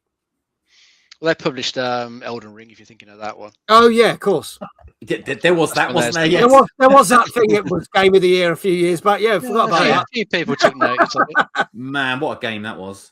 Sorry to go off again. That is right. Kindred, it'd be interesting if the multiplayer is fully multiplayer or more like a co-op, or you load into a new game purely for multiplayer. That'd be interesting to see. A bit like what they did with Elden Ring Night Rain. Toxic positivity has killed a lot of games lately. I agree. Oh yeah, that little game. Gozo has just told us that the big news: the physical standard edition Mouse PI for hire releases worldwide across PlayStation 5 and Nintendo Switch 2 on July the 10th, 2026. Yeah. Cool. Can't wait. I will be streaming that game because I've been sent a copy next month. I can confirm that, but unfortunately, it won't be a physical. It's a digital. But hey, I can live with it. If I like it that much, then I'll go get a physical. There you go. One of John's favourite games, and he forgot. Yeah, I just forgot Elden Ring. That's fine. Yeah, fine. It's all good. Let's move on to our final two games of the night. Now, this game got a lot of critical acclaim last year when it came to PlayStation 5, and it now finally gets its release on PC. This is Death Stranding 2 on the beach. Rated M for mature.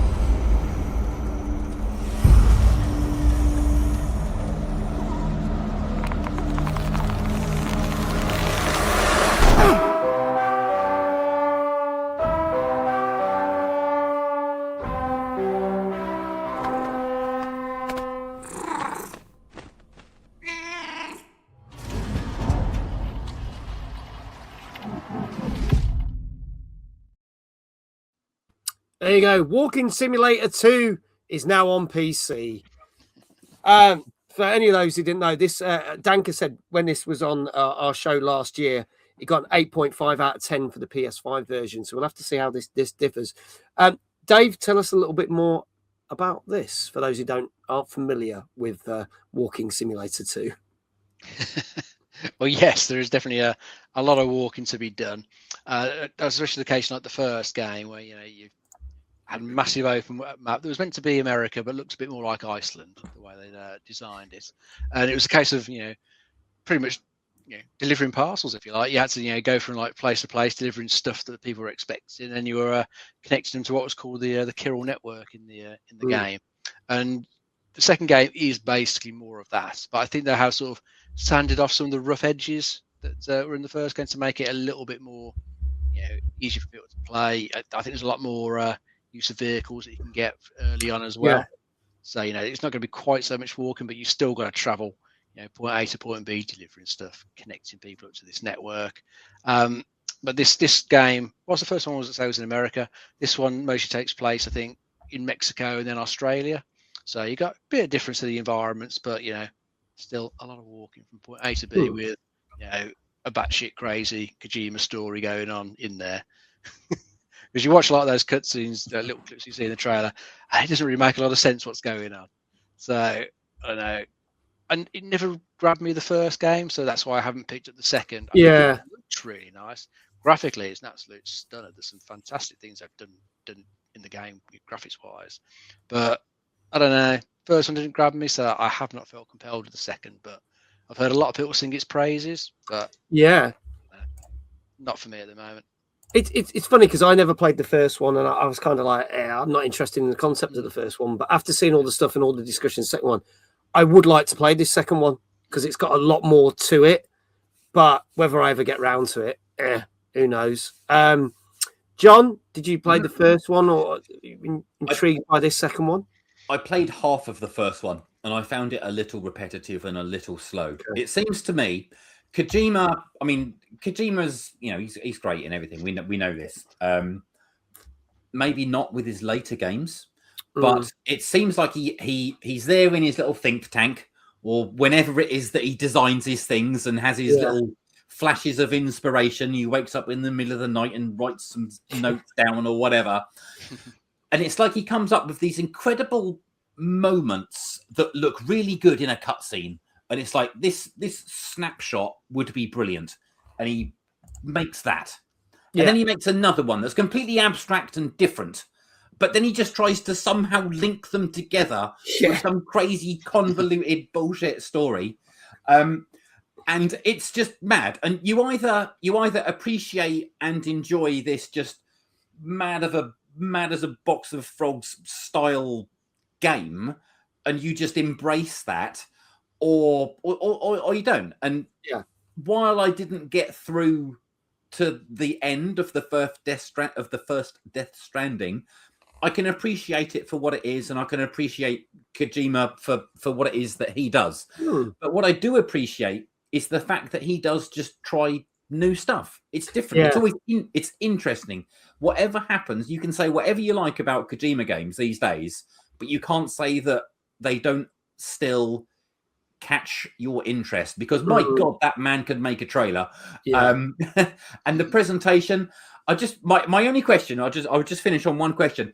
How much do I have to spend on a new PC to run this game with all of those effects in ultra widescreen? Oh, chat, let us know. Do some research for us, please. Am I going to have to break into some military installation and steal some hardware that's capable of running that on ultra? Because that looks ridiculous. I mean, the game itself is going to cost you 70 quid on PC alone. So, my God. Its recommended specs aren't too ridiculous. I mean, it's recommended like a graphics card a couple of generations ago, like a 30 series NVIDIA. So I mean, the first game ran on a PS4, I suppose, didn't it? So... Yeah, true. Yeah. And even an Xbox. You can forget they exist. Yeah, I know. No one plays on them anymore. But there you go. Yeah, Kindred said to back up Dave, NVIDIA GeForce RTX 3070 AMD. So there you go. If you squint at your screen a bit, John. I'm sure it'll look fine on our potato PC. Oh, bless. PC maybe mine. Well, let's see what the critics said about this. So let's have a look. What scores have we got? So yeah, scrolling down. So Gozo says an 8.5. Kizra says a 9. Danka says a 9. Hannah says 8.5. 7.5 from Chloe. WV says a 9.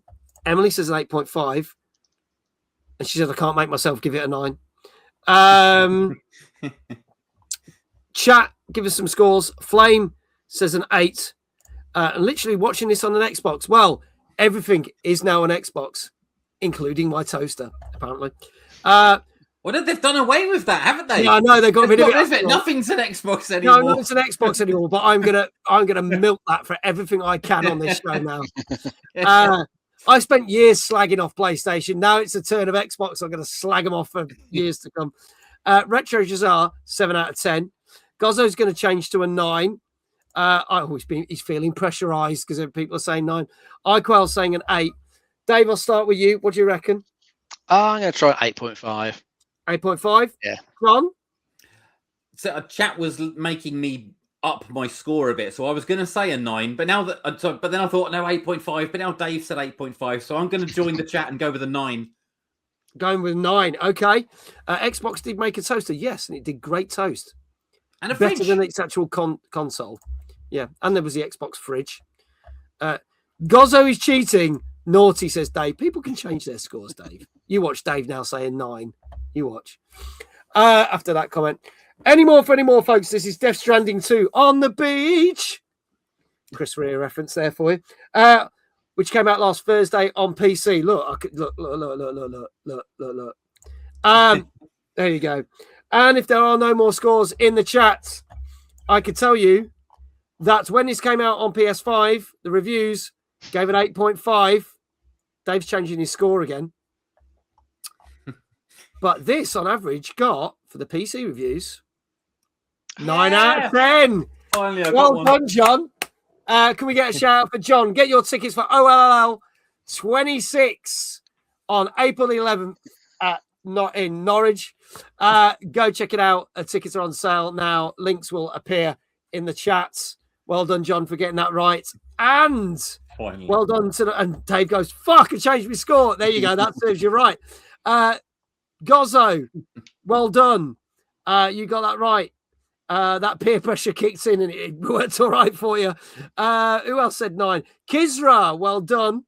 Danka, well done. And I think that was it. There was about 4 of you. So well done for you for getting that right. Shout outs are going out now. There are the links for OL. Get your tickets now. And our final game of the night, but definitely not the end of the show. And apologies that we are running a little bit late. But a game that came out today on PS4, 5, Switch, and PC. This is our final game of the night. This is Ariana and the Elder Codex.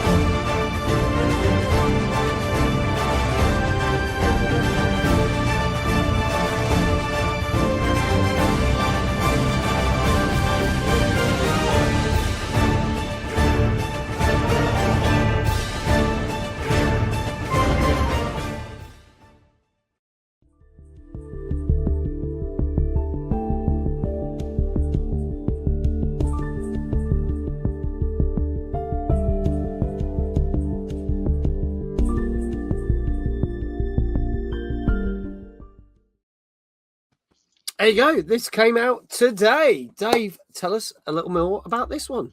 This is yet another Metroidvania. Yeah. You haven't had enough already this year. I know, we're getting absolutely hammered with them this year. Yeah, it's like when we get all the JRPGs in past years. It's yeah. So far this year. In this one, your character is a librarian, and they have the power to enter some of the books in the library. And some of these books have been altered in some way, which is I think stopped magic being present in the world. So your character's got to go into each book and try and restore it back to its original self to restore magic. And I think what they're sort of doing when you go into each of these codex is because they're different books, they're going to have the different biomes and stuff in there, so it gives a chance to mix up what you're going to be facing in each book. But yeah, it looks all right from what I can tell. I said there's plenty of Metroidvania to choose from. I've seen other ones I'd probably play over this one, but for anyone itching for another one, there you go. Okay, all right, John, your thoughts on this one? Yeah, it looks good, actually. It looks interesting. The thing I do appreciate is you often get a lot of these types of games, these kind of nostalgic Metroidvania type games, and they go for like the pixelated aesthetic and try and make it look like Castlevania, basically. And this does seem to have its own identity, which I think is quite positive to see. I'd like to see more gameplay rather than sort of like half-second snippets out of it. Yeah. I'd like to just see like a whole level being played and see what the progress is like from the start of the level to the end of the level, how like often you get boss fights, that kind of stuff. But it looks pretty cool. Don't mind it at all. Looks interesting. I mean, it's not particularly unique in that you've got books and things and you enter them and that takes you to your areas and stuff. That's normal sort of stuff. But if the mechanics are good and if it's fun to play, then it's something I could maybe cast my eye on. So yeah, looks intriguing. I do like a good Metroidvania, so this is also something that I wasn't aware of until, well, only a couple of weeks ago. This was on my list of games to consider for the talk show, and the reviews dropped. We would have possibly talked about this on next week's show, but the reviews dropped this morning, so I was like, let's give it a whirl. But I like the look of this, so this could be good. Let's have a look what people are saying in the chat. So price-wise, 25 quid on the PlayStation, 27 quid on the Switch, and doesn't come out to PC for another 5 days. But there you go, which is another staggered release. 7.5 from Danker, 8 from Rock Muse. Chloe says a 7. Vagra says, I'll definitely check this one out. 7.5 from Gozzo. 5 weeks. Not date. What date was it did you put? It says 29th of April. Sorry, I thought you said 29th of March. Flipping it. I've misread that. Sorry, Kindred. God, you are going to have to wait a month then. 8 from Retro Zazar, 7.5. There you go. Kizra says, I'm not sure my channel is worth shouting out here. I've just got a couple of Spawn videos. Perfectly fine. You got it right. You get a shout out. Those are the rules. Kizra, 8. Flame, 7. Let's do this. John, scores. What do you reckon? I'm going to say an 8. 8. Dave, what say you for the final game? I was thinking an 8 as well, so I'll go with that. Going with an 8. Why do staggered releases happen like this? Sometimes because they just put it on one platform and want to see if it does well, and then it can go to other markets. Or because sometimes some gaming companies are a bit more difficult to deal with than others, and there gets a delay, and therefore they can't. It's quite a pain in the ass to get a game out on all platforms in one go. Not going to lie. We discussed this a couple of weeks back with Lauren from Guildford Games, and she was saying how much of a bastard it is to get a game on a Nintendo Switch, even though she loves that console. So, that's many of the reasons why it can happen. Or they found a bug. Yes. So then they've delayed it. There you go. As Danka said, there might be something that they've play tested all the others, and then on a certain version, there's a game breaking bug and gone, oh shit, we'll have to push this back. So many, many reasons. That's it, folks. If there's no more scores, iQuell saying a 7, Flame saying a 7, Kizra saying an 8. I can tell you that our final game this evening got a 7.5 out of 10. So you guys were close. You guys were close. But congratulations to Kindred, Gozzo, Danka. I think we're the only 3 that got that right. I think that was the case. Everyone was just either side of it. So well done, guys. You got it right. And that was our last game of the night. But before we end the show, as I said, we look at gaming charts each week, different gaming charts. We sometimes do the Steam charts, PlayStation, Xbox retail charts.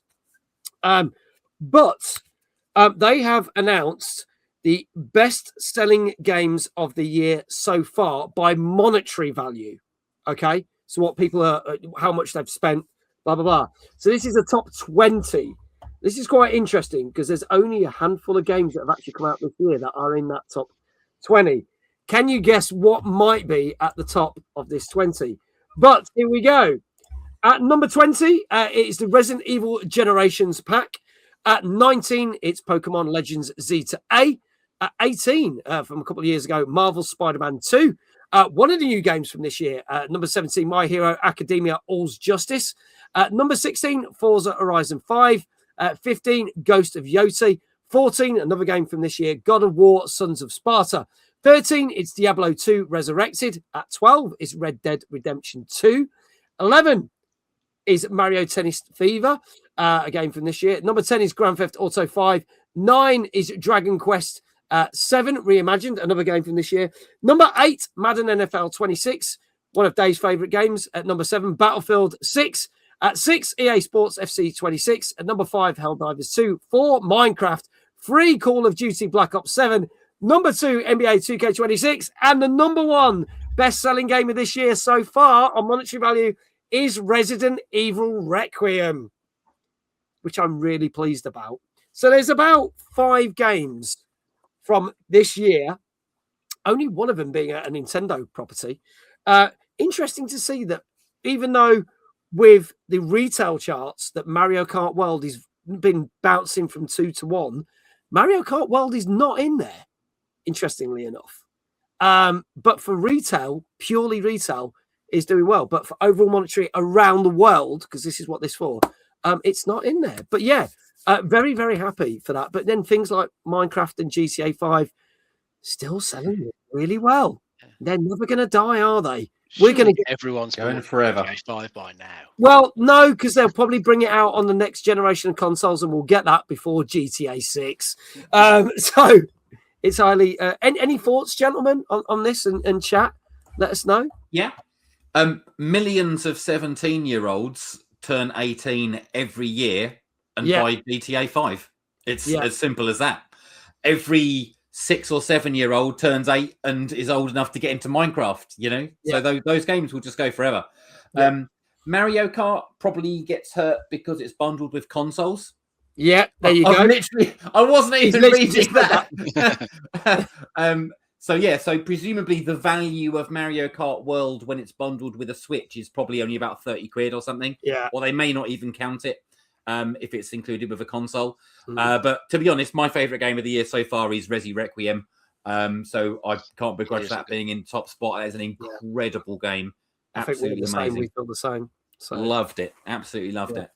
Yeah, I think this year there's quite some big contenders for Game of the Year. But Resident Evil is at the top of my list this year. So, you know, we do a big Christmas show where we have the top 15 games of the year. And there's always something that always seems to stay with me for the year. But we'll have to see whether it's my number 1 game or Dave's number 1 game.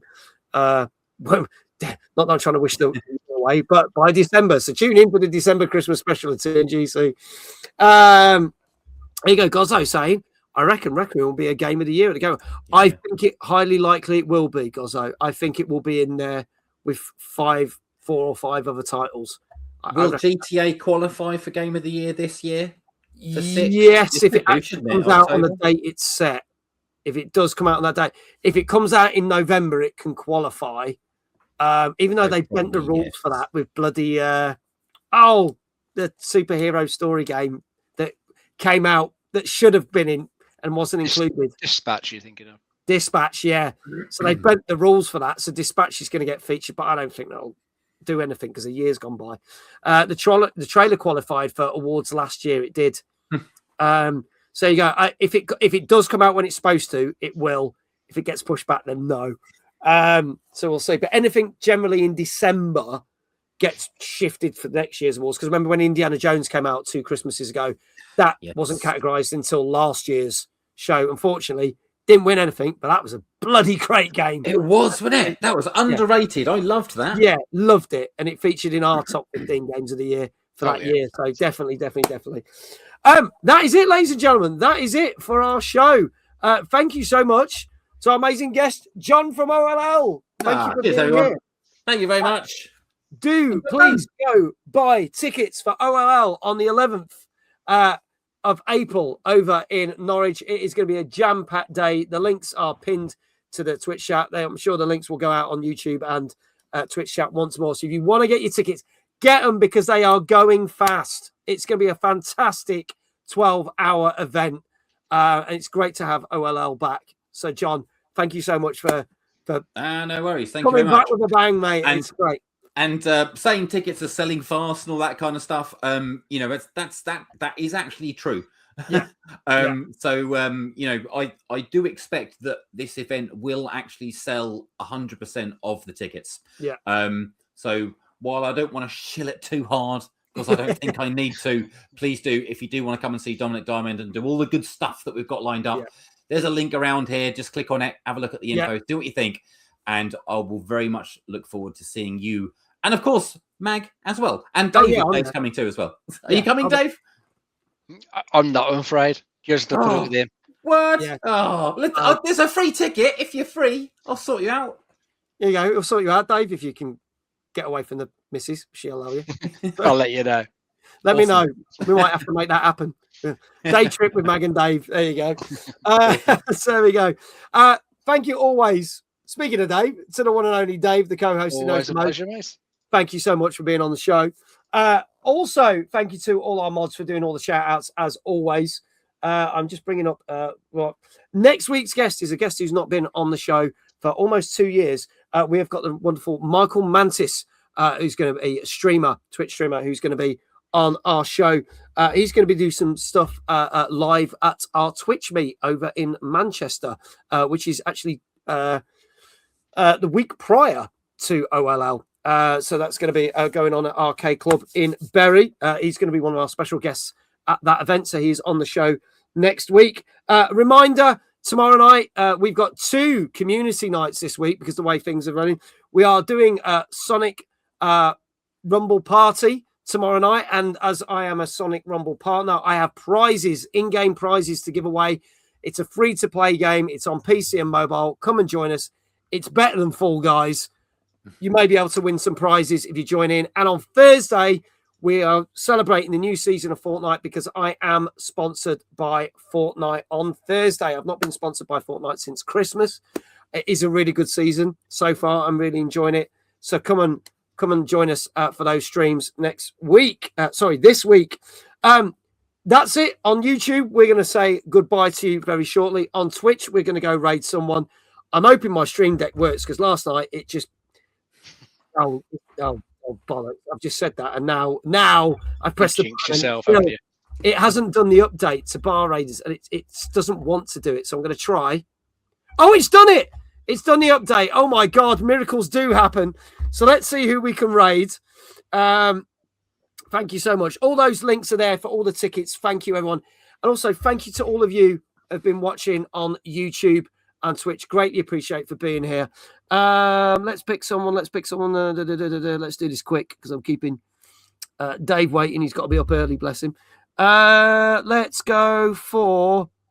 Tell you what, let's go for a guest that we had on the show a couple of weeks ago. We had Cheeky Tiffers on the show just over a month ago.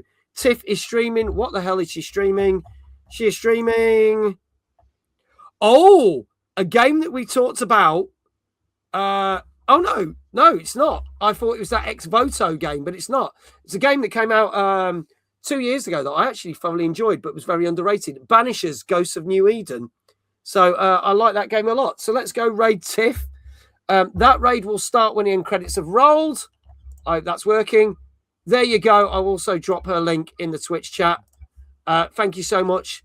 All that leaves for us to say is, wherever you are in the world, have a great morning, a great afternoon, a great evening, and I shall see you back tomorrow at 8:30 for some Sonic Rumble party, because they've changed the name of the game for some fucking reason, God knows why. There you go. We're going to do that thing where we awkwardly wave, and then we'll say goodnight. Thank you so much. Good night. Cheers.